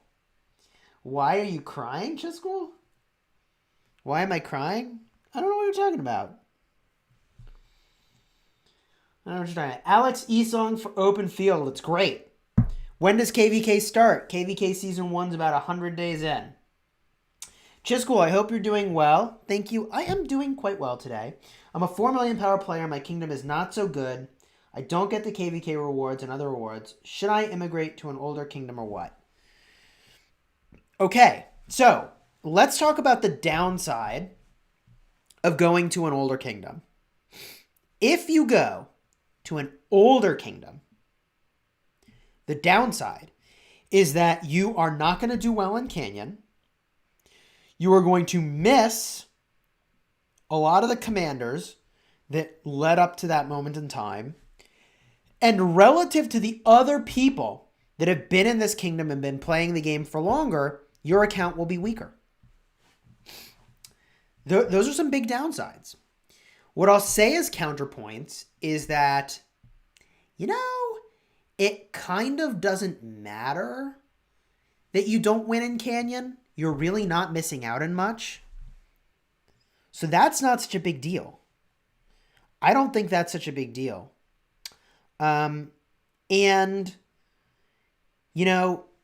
You're missing all the old commanders, but you can jump right into the new meta commanders if you want, which is pretty exciting, I think. I like being on the bleeding edge of the game. So there's definitely some pros and cons. Foxman says this is going okay. Yeah, Foxman, you're looking a little low there, dude. You're looking a little low. Fiery Blaze. What do we got here? We're doing great, though. I'll get the totem. I got it. I think I got it. It's already dead. Cool. Our AoE killed it. That's nice. That's nice. We're doing pretty well. I think we got this. Is Khan still good? Yes. Interestingly, Khan is mostly good, though, in events where you're battling barbarians. Oh, everybody's going to go hit it. All right, yeah, I got it. I got it. It's smashed. Because, I'm the lowest power here, so I'm probably going to die, actually. But I was going to say, I should be the one running around killing the totems. But I think we got this. All right, totem. Boom, nailed it. Is the totem still there? No, the totem's dead. I got 5 epics, says Sleepless MC. Well, that's cool. I like getting epics. Let's loot this sucker. I watched your 2020 investment strategy for legendary commanders. I was wondering why a low to medium spender is obligated toward infantry commanders. Why don't you consider GK? Man, I got better loot on my restart than I did on my main. Are you for real? Well, thank you, EXP Killer, Foxman, and Pollux for bringing me through this. Looks like Foxman needed to get this done as well. And XP Killer and Pollux just helping out. Thanks for the carry. Thanks for the carry. Smile, you're on YouTube. Okay, cool. That was fun. That was fun. Now, Ciroli, see, what are the rewards here? There's no reward that I really need to get on my restart. The teleports are good. If I had infinite time, I should do Ciroli. But because I don't have infinite time, more important to me is knocking out Karuak ceremony. That's far more important to me. Before we do that, let's spin the Wheel of Fortune. I think it's a lot of value to spin to 10. Normally I might skip the wheel, but 10 spins here is too much value to pass up. Especially because it's a universal wheel and I'm pretty gem constrained. But look at that. 325 gems for a legendary commander sculpture. Come on. That was good. We spin this thing 5 times. What do we get? Star and speed ups and food. Legendary Commander Sculpture. Nice. And wood. Not amazing value. Do I spend 1,200 gems? Or do I take the value spins and spin it 5 times? I guess because I'm YouTubing, I'll spin it 5 times. What the heck? Double star, or I guess it's a single star. Single star again. And some speed ups. And, all right, Legendary Commander Sculpture and another star. We need all these things. We do need everything we got here. Pardon my voice here. We'll claim this reward. Boom. 5 more Legendary Commander Sculptures. And I'm not going to go any further. I need resources, but not enough to spin the wheel for them. I don't have the gems for that. We didn't do Lucky Die on this. I suppose if you want to watch me suffer, I could do this a little bit. What difficulty would I do Ceroli at on this account? I don't even know. Maybe hard? Maybe. I'm going to use the free refresh because I don't need it. I'm definitely not going to gem Arrows of Resistance, and I don't think anyone should gem Arrows of Resistance, quite frankly. I don't know why anybody would gem Arrows of Resistance. You get those from farming barbarians. Son of a gun. I guess the previous one was better. Do I want to gem resources? Not really. Not really, Like if I roll the dice, uh-oh. Oh no, that was bad. Oh, this is going to be bad. 4, 3. We barely made it in. All right. So we're going to hit continue. We definitely don't want the silver keys here. We definitely don't want the silver keys here, which is pretty bad. So what are our odds for getting this? Our odds for getting this are, let's see, 4 out of 36. Is that right? 4 out of 36 plus 3 out of 36 plus 2 out of 36. Wait, that's interesting. The green highlighting, there's an extra space, but you can't get a 1. Do you see what I mean? You can't actually go any lower. Anyways, okay. 4 plus 3 is 7, plus 2 is 9. There's a 10 out of 36 chance we get this. Our odds are not good, and we probably are not going to get it. Yeah. So now the odds go up pretty significantly, and we're definitely good here. Okay. And we're going to continue. And 10 to 12 is a horrible range. I should not have done this event. This is not good. What are the odds for 10 to 12? That's 1 out of 36 that we get 6 twice. 2 out of 36 for the 11, so 3 out of 36 total. And 6 out of 36. There's a 1 in 6 chance that we roll the dice and are successful here. 3 is not promising. Okay. Not good. Not good. Now we have the 9, which adds a 4 out of 36. So we're at 14 out of 36. We're barely better than 1/3. We maybe should have just quit. Now we have a 5 out of 36 added. So we're 19 out of 36. We are better than 50%. Are we? No, wait. Somewhere in the math, somewhere I did the math not right. 1, 2 is 3, plus 3 is 6. No. Now we're 15. Sorry. Now we're 15 out of 36. So we're not even 50% chance here. Oh, God.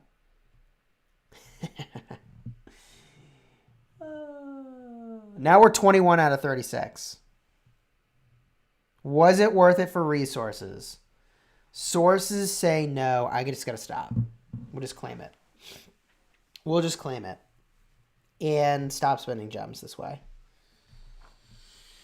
Oh my gosh. Stop spending gems this way. Hey, Mr. Ghoul. Nice reference to earlier in the stream. Do you want to come down to 822? I don't think we are planning to go to 822, but thank you for the invitation, and thank you for referencing the joke from earlier in the stream. Okay, what we do want to do is challenge some Karuak. We got to challenge some Karuak bosses here, make some progress. I don't know, we could level up the Joan of Arc. I like that plan. Let's do this thing. Roll more, please. Dude, we would need to have a lot of likes on the video. I don't know how many more likes we would need to roll again. How many more likes would we need? I don't even know. Ugh, rolls. The thing it looks like choose values infantry more than cavalry. It's not that I value infantry more than cavalry. It's that infantry commanders are all outrageously good. They're so good. Cavalry commanders are, with the exception of Attila Takeda, and you're not rallying stuff anyways, is free to play.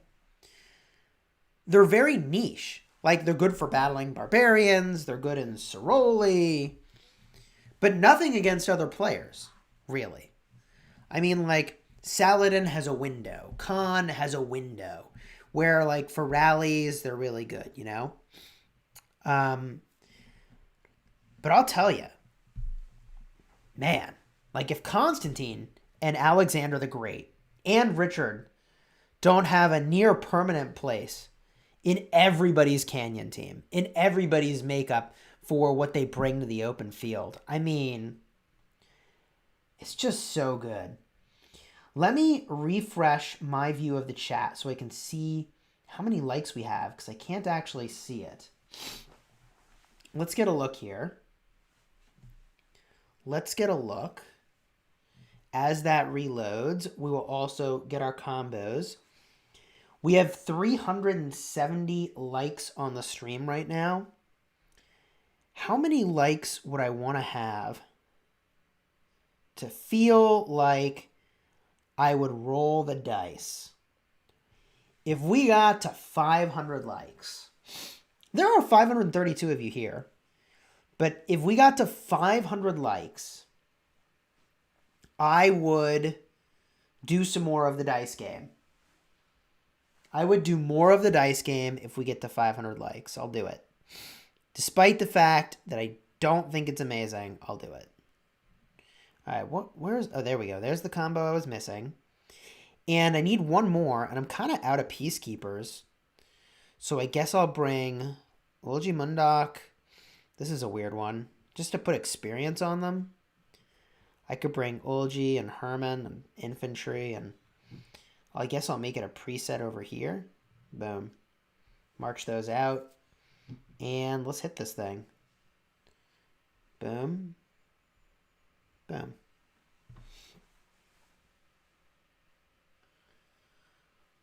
Masinasa said 600 likes. I mean, I think 500 is achievable.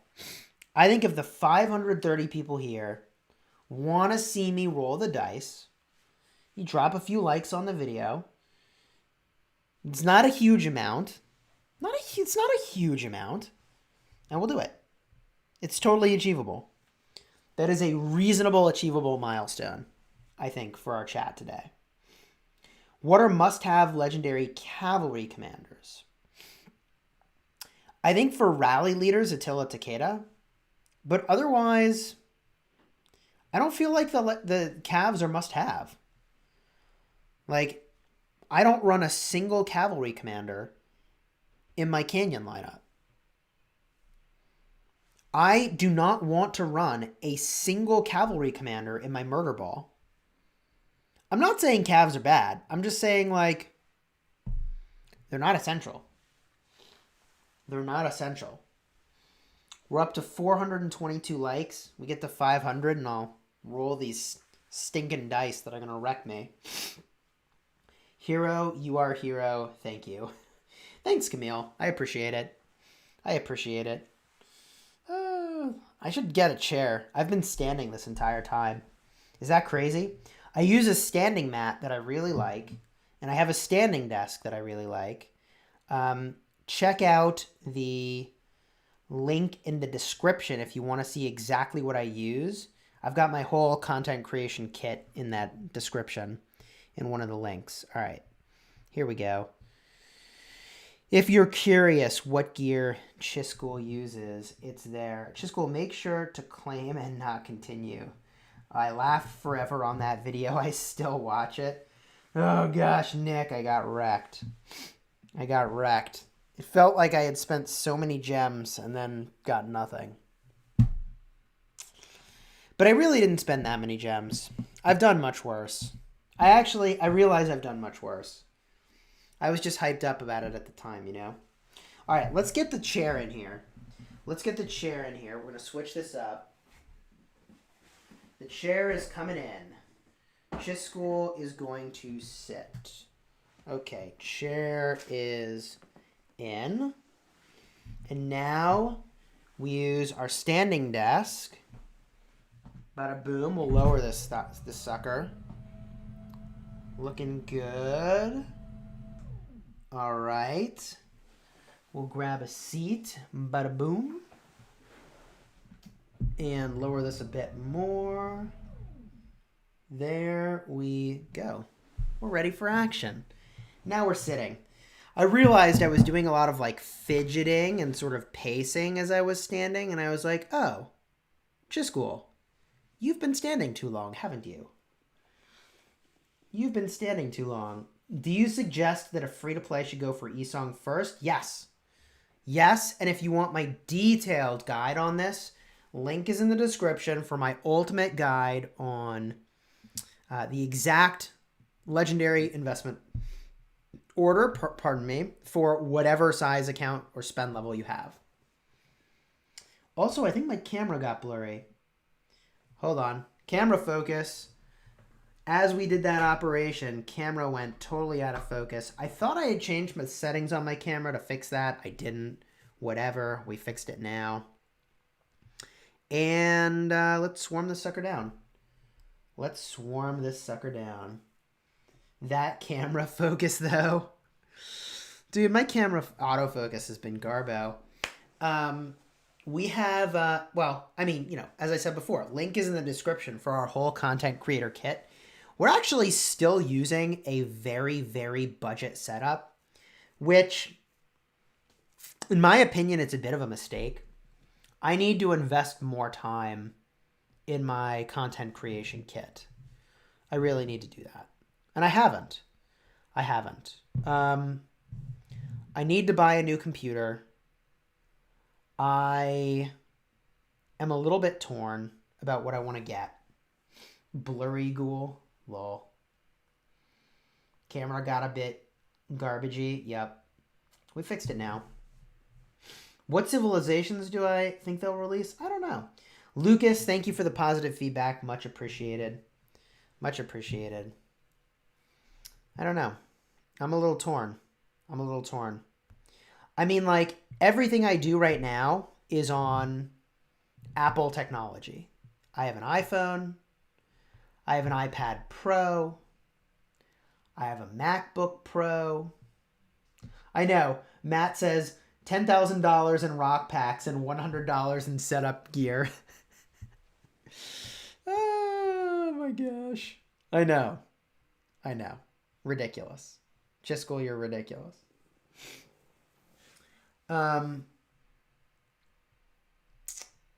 no, I'm a little torn. So, you know, when I buy a computer, I just need it to work. Like, it just needs to work. I've never built a computer myself. And from what I've seen, like, everybody under the sun is building their own computers right now because everybody's stuck at home. And so parts for computers are actually really expensive right now.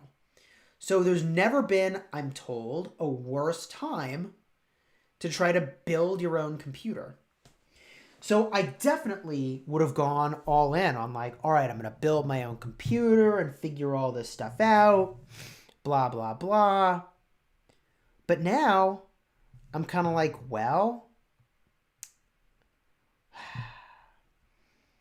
do I just, I mean, this might sound crazy, but like, do I just bite the bullet and get like a Mac Pro?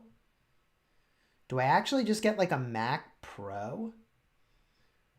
Not a MacBook Pro, a Mac Pro. Which, I mean, it will probably run like 7 or 8 grand when I'm done configuring it. Plus, then I would need to get monitors. How much am I going to spend on monitors, do you think? How much am I going to spend on monitors? Easy another grand, right? I don't know what monitors run these days. Good ones. But I should get like 2 or 3 monitors. So am I going to spend like 9 to 10 grand on computer stuff? Should I do that? I don't know what the answer is. I've been struggling because I really would prefer to build my own computer. I don't know of a single streamer. I do not know of a single streamer that uses a Mac Pro, which makes me a bit concerned.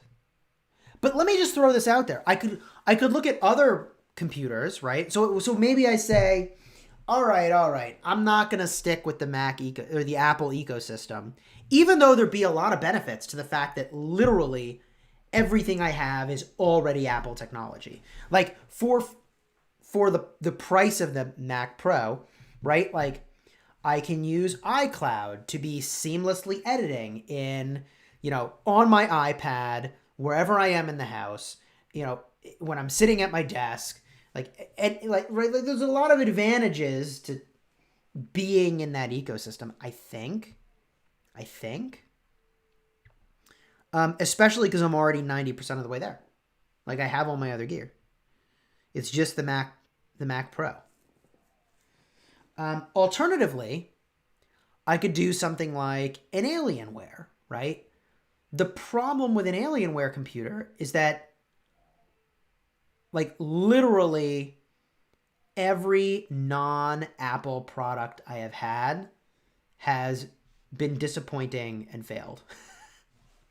Right? Like something always breaks. I have never in my entire time using Apple products had something stop working. With the exception of maybe an iPad, and that's probably my own fault because I probably got it wet. Right? Like I probably got the charger port wet, which is why it stopped working. That's probably my own fault. But I've never had, so I don't know. Do I read YouTube comments? All the time, yo. All the time. I read and respond to almost every comment on my videos. Don't build a PC, stick with Mac. Apple is so reliable, and the next comment is Apple is trash. I don't know. Handling vids, Max runs way smoother. See, and that is the area where I start to lean Mac, is what Joel Geist is pointing out, which is that Macs are very well known for video editing. And it would be pretty straightforward for me to be doing editing and to upgrade to really high quality, high caliber cameras and equipment and edit it with a Mac Pro. But the problem is you pay probably 3 to 4x what you would for a not Mac Pro to get basically the same horsepower. That's the downside. That's the downside. Deska, thank you for the 50 MX donation. $2 less to go for the Mac Pro dream. That's amazing. Thank you for your donation. I do appreciate it. Should we go for the Mac Pro dream? Maybe. Let me say that differently. Probably I should, but Apple is trash. Oh no. I'll tell you, I'm not aware of Apple actually sponsoring content creators. Otherwise, that would be a really easy choice, you know? And like, I guess that's an idea. Maybe there's someone else who makes computers that sponsors streamers that I should be talking to be like, hey, I need a new rig. The only downside of taking a sponsor that actually potentially gifts a computer is that then you're basically stuck with their line of products. There is a downside, right? Like you get the thing for free, but then for some period of time you actually are depending on the contract, probably obligated to, you know, be advertising and support that product, you know? Like, I don't know, if Alienware were to sponsor me, as an example, I'm pretty sure I would then have to have, like, an Alienware logo somewhere on the screen, but a free computer sounds nice. I don't even know how to have that conversation, though. I don't really even know how to have that conversation. Alienware, bro? I don't know. Gibbsy says, yeah, you're right. I have the latest Apple iPad 2019. It's fantastic. Apple is just constantly good, but I heard good things about new Samsung devices. Huh. Corsair does a lot of stuff like that. You're right, Last Spartan. So, and I can talk about that a little bit from my experience at PAX East. So, for those of you who don't know, right before the virus hit, I went to PAX East, and Corsair also owns Elgato. And Elgato is a company that makes a lot of streaming gear. And Elgato does sponsor streamers, but last I looked, they weren't actually doing that at that time. I've been streaming for 3.5 hours. I have been. You see why I had to sit. You see why I had to sit down. We have been streaming for a long time. We had to get some lunch as well in the mix. I was a CSGO streamer. I got mail from them. Yeah, I mean, I don't know. I could reach out to Elgato and say like, hey, I'd be interested in working with you. I'd be interested in working with them. I would be. Let's fire this up. But when I was at PAX East, I actually was chatting with the folks at Elgato and at Corsair and a bunch of these companies, and like I really enjoyed my interactions with those folks, and I do know that they sponsor some number of people. Anyways, blurry again? Son of a gun. I need to get a proper camera. I definitely have a proper camera, but I thought I had disabled the autofocus. I thought I had disabled and fully fixed the autofocus, but apparently I have not. Let's see here. Properties. No. There's a way to do it. I'll have to mess with it later. All right, but we fixed it. The old unplug it and plug it back in trick worked. All right, we got this guy, level 25. Let's battle. Let's battle, baby. Boom. Here we go. Autofocus. I know. I think the problem of Apple and playing is the computer overheats, but not sure. I don't think a Mac Pro would overheat. That seems unlikely to me. Maybe it would. Whatever you decide to get, as long as it's good for editing. I know, right? Editing is the thing I need to optimize for, and streaming, honestly. Like, having enough horsepower to really stream is important. All right. That's probably enough detour from Rise of Kingdoms related topics. But, you know, it's on my mind. It's something I'm thinking about. All right, here we go. Actually, I don't want to bring that March. See, one of the problems with the fact that I have maxed out Ethelfled is that I can't use her anymore for barbing because that experience is kind of wasted, which is kind of a bummer. So, you know, I've got this, and I don't have enough peacekeepers, really. So I have this march over here that I use to hit the, you know, increments of 5 for experience. As a free-to-play, is it worth expertising a good commander or getting them to 5-5-1-1 and then focusing on another? I personally prefer to expertise commanders. Because I'd rather have one commander that is exceptional than multiple commanders that are good. Because when you go to the open field, unless you're bringing a bunch of marches, which, like, maybe you do that as a free-to-play, but probably not. I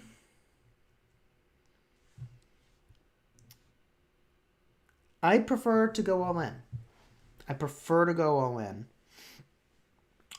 Especially with a commander like Esong, where the expertise skill is so transformative. We'll go up over here. Why are you playing with England? Don't know what that means. I'm in Lost Kingdom 91. I'm playing Farmville. You know, sometimes Lost Kingdom turns into a little bit of a Farmville. And that's okay. You know, it happens. Thoughts on a Ramesses-Alex pairing? I'll be honest, Charles. I have not thought about a Ramesses-Alex pairing. Is the audio and video sync way off? I don't think so. I think we're good. All right. Alex Esong or Constantine Esong? I think that... Oh, wow. These guys got really tough. I'm going to have to send 3 marches. I might have to send a march over now just in case. I think that Alex Esong is more popular. I think that Constantine Esong is also... Yeah, I'm going to beat that. I should be fine. Alex Esong is... I think Alex Esong is probably the pick. Constantine, though, is very good. You will be more... Well, both of them are very supportive to your allies. They're both very good. I honestly am struggling to pick between them. All right. Summon a new Caligor. Here we go. Boom. Boom. Can a T4 player finish Karuak Nightmare and Hell Mode solo? I think you're going to have to do rallies. Hell Mode, you probably got to do some rallies. If you pair Attila with Artemisia, well, never thought of that combo. Would you be immune to your own silence? Wow. Well, I think so. I don't think I can even see those commanders in this kingdom. I cannot. How would that work? Yeah, I think you would be immune to your own silence. Now, I don't know that that's necessarily a good combo, but I think you would be immune to your own silence. My city skin is set for infantry. So it is. I kind of feel like I should just take off my city skin. That's a little boring. But, you know, whatever. Yeah, I'm going to leave it. It's fine. I have some infantry. Do I? I have mostly cavalry. And my cavalry are not negatively impacted by the skin, so we're good. All right. What are the Wheel of Fortune commanders? There are a lot of them. Weird. How am I out of knights? How is that a thing? There we go. Sometimes it does that. Wheel of Fortune commanders. Holy moly, so many.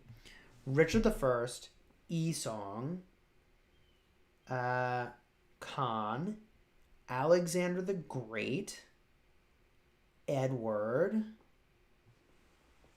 We've got Takeda. We've got Guan. And last but not least, Ramesses. I think that's all of them. Which is a lot of wheel commanders over time when you think about it. All right, level 29. That was not the right thing, but whatever. I'll kill a barb. That's fine. Get some barb kill credit. I need to kill barbs anyways. What's my preferred troop type? I'm a cavalry rallier. I'm a cavalry rally lead. I don't know what I'd say my preferred troop type is. Takeda, Guan, Rammies. Yeah. Ramington. Naked Rage plus Kusunoki because the negative effects get turned off. So the damage you take is leveled up because of the Kusunoki. Interesting. I missed so many, says Spartan. It's true. It's true. But you're caught up on a lot of stuff at this point. You are caught up on a lot of stuff at this point. How are we doing on likes, by the way? Are we approaching 500 likes? Let's find out. Let's find out how we're doing on likes and if we are going to end up doing the dice event. 458 likes. So we are 42 likes away from doing the dice event. 42 likes away from doing more of the dice event, which it's definitely in my favor if I don't do more of the dice event. Is Hannibal Julius Caesar good for rallying flags in Season 1?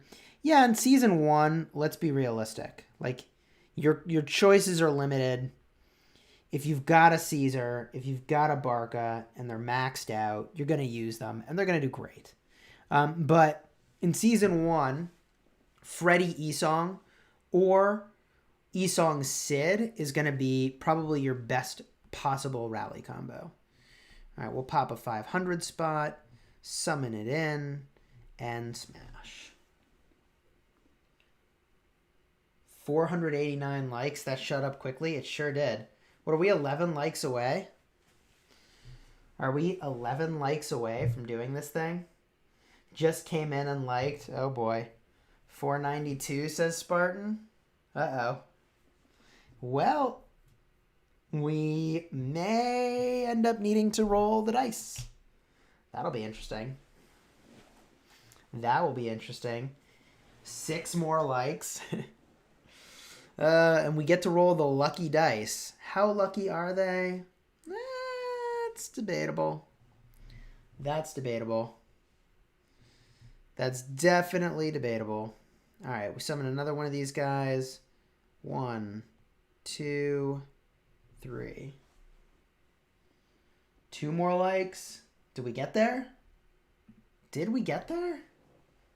Wow, we might have actually got there. Hold on. Confirming.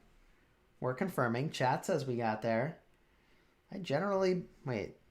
I'm only attacking with 2. I could have swore I attacked with a 3rd one of these. And now to save the march, I'm going to have to attack with a 4th. Which is a little awkward. I might not even be able to save this march at this point. I've got all my peacekeepers involved in this operation. We have 506 likes. Darn it. We're going to do some dice game. We're going to do some dice game. Can we save Lohar? This is going to be really close. Can we save Lohar Joan? I don't know. It's not looking good. Oh, we did it. We saved them. All right, everybody go home. They can all go home. Here we go. Here we go. Lucky dice. Now, the good news about the video we made today is it reviewed the probabilities of different combinations. This combination of spaces is the literal best possible that they give you. It is 24 out of 36. 24 out of 36. It's a 2/3 chance that we get this first dice roll, and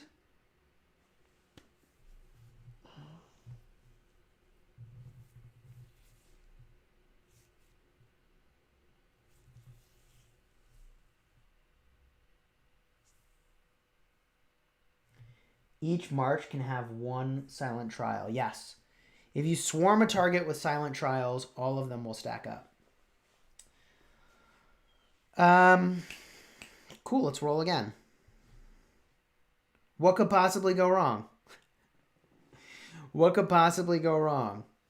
I'm just going to claim it. I'm just going to claim it. I'm just going to call it a day. Claim. Okay. A lot of speed ups at play here. If I were on my main account, I'd go for the material chests up here. But I'm just going to see if I can get into the zone. So here we go. We're going to rock the dice. 2 is really bad. Wow. There was after we rolled the 2, there was a 1 in 6 chance we would get into the zone. And we did it. We did it. I'm just going to claim this. I'm just going to claim it. 3 to 7 is pretty good. I do like speed ups. If I were on my main, I would go to the material chests. But let's see how we do. 3 is fine. 1 is good. I'm going to claim it. I'm going to claim that. That feels good. Now, if I was on my main, I'd go for the level 4 material chests for sure. I'm not on my main. I'm going to try to just get between 4 and 8 and hope for the best. 4 to 8 is a pretty good range. A 1 is fine. 6 is great. Nailed it. Nailed it. I can see how you could spend... less than 5,000 gems on this event, getting just the first reward tiers. I could see how you could spend less than 5,000 gems, getting just the first of the reward tiers, which would probably be decent value. 7 to 11 is a good range. Nailed it. If I was on my main... Now, wait a minute. Wait a minute. Is that the same tier of chest in the 2 spot and the 3 spot? Is that the same tier of blue chest? Or is it different? I don't know. I got to claim this, though. I got to claim this. If this was my main, I would go to here. Instead, I got to get between 8 and 12. So let's roll high. 5 is good. 6 is great. Easy claim. Easy claim. Chisgule, I posted that in your tactics video. Cool. Cool. In this spin, see the 35 is a level 4. I bet you the previous one was a level 3. No, it's not. It's different, says chat. Okay. Good to know. Good to know. If I was on my main, I would probably stop here. Maybe here, but probably just here. Maybe even just here, honestly, just to clean it out and move on. Just to clean it out and move on. I don't know. Let's roll the dice. 7 to 11 is a great range, but double 2s was not a good roll. Here we go. We roll again, looking for a big roll. Uh-oh.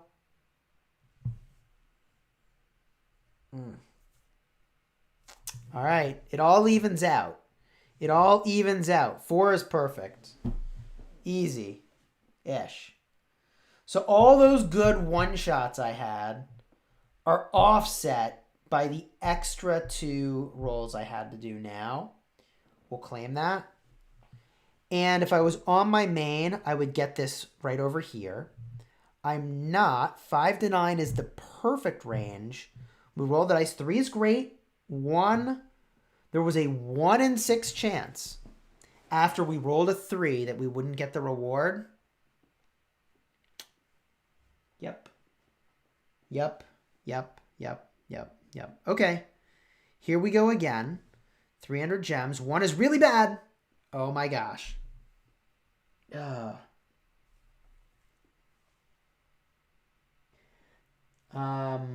They should make Gandhi a healing AoE support commander since he was all about peace. Better than Cleopatra's. I think AoE healing is a really cool idea. I think AoE healing is a really cool idea. P.S. If you're enjoying this video, consider dropping a like on the video and subscribing for daily Rise of Kingdoms content. My goodness. Hey, Chisgule, is an Expertise Richard, an Expertise E-Song a good option to defend against Attila Takeda? No. No. Do not defend a flag with Richard E-Song against Attila Takeda. That is not going to go well. All right, we roll again. There we go. And I'm just claiming it. I'm claiming it and getting out of there as fast as I can. Now, I guess I could use experience on this account. I really wouldn't generally gem experience, though. I really wouldn't gem experience. It's almost worth using the 300 gem refresh on this. But another way to think about it is I can just pay the 300 gems, and with a 7 to 11 range, I'll probably just reset the board. What are my odds? I have a 6 plus a 5 is 11, plus 4 is 15, plus 3 is 18, plus I got a 20. 20 out of 36. 20 times out of 36 times when you roll the dice, you get what you want here. Oh, no. Oh, we didn't get it. We just got the 16 out of 36 there. All right. Well, we'll roll again. Oh, no. Whoo, barely. Barely. I just claim this and get out of here. I just claim this unlucky ghoul. Oh, God. I just claim this and get out of here. If I have a new E-Song, 3-2-2 Alex, 3-2-2 Rich. Okay. So first thing I'll say, Jeff, is you need to max the first skill on your legendary commanders before leveling any more of them up. Max the first skills. To fix your commanders that don't have the first skill maxed, you're going to have to apply more skills without leveling them up. That's a tough situation. That is a tough situation. With your reactions to this event is only good for Mega Whale spenders. I think there are plenty of other events that are better value. If I were on my main, yes, these are, by the way, level 3 pick 1 resource chests, which is lower than what we saw before. If I was on my main, I would go here. I'm not on my main. I'm just going to go here. Here we go. 2 is okay. Good. We got there. We got there. All right, we'll claim it. And, oh no. If I was on my main, I would go to here. On this account, I'd probably go to here, which is going to be a lot more gems. If we use this, boom, perfect. I hit continue. And I'm going to roll the dice. 7 to 10, we're not getting it. And we'll roll again. Oh, no. Oh, no.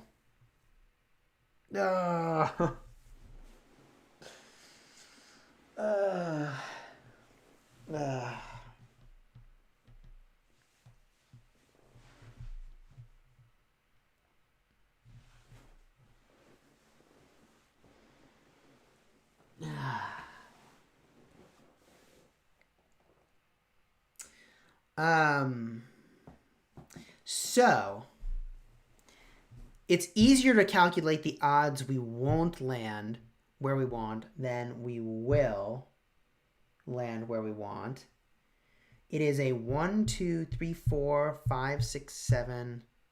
It is 11 out of 36 dice rolls that we do not land in the range.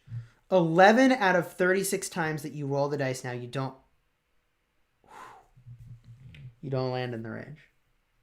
2 was one of the very few first dice rolls that put us in major jeopardy. But we got there. We just spent 6,000 gems? 6,000 gems for a bunch of green material chests. I don't even remember what else. I don't know. Good news is we have some gems here. We have some gems saved up. We have some VIP. How many gems do we have? What do we got here? We get back into a good position here. All right, I can feel a little better about life. I got gems still. I got some gems still. Use one of these. All right, we still got some gems. We still got some gems saved up. Saved up. We had some gems. Oh gosh. That event. That event. So savage. So savage. I can't even. Friends, I think we're going to head out for now.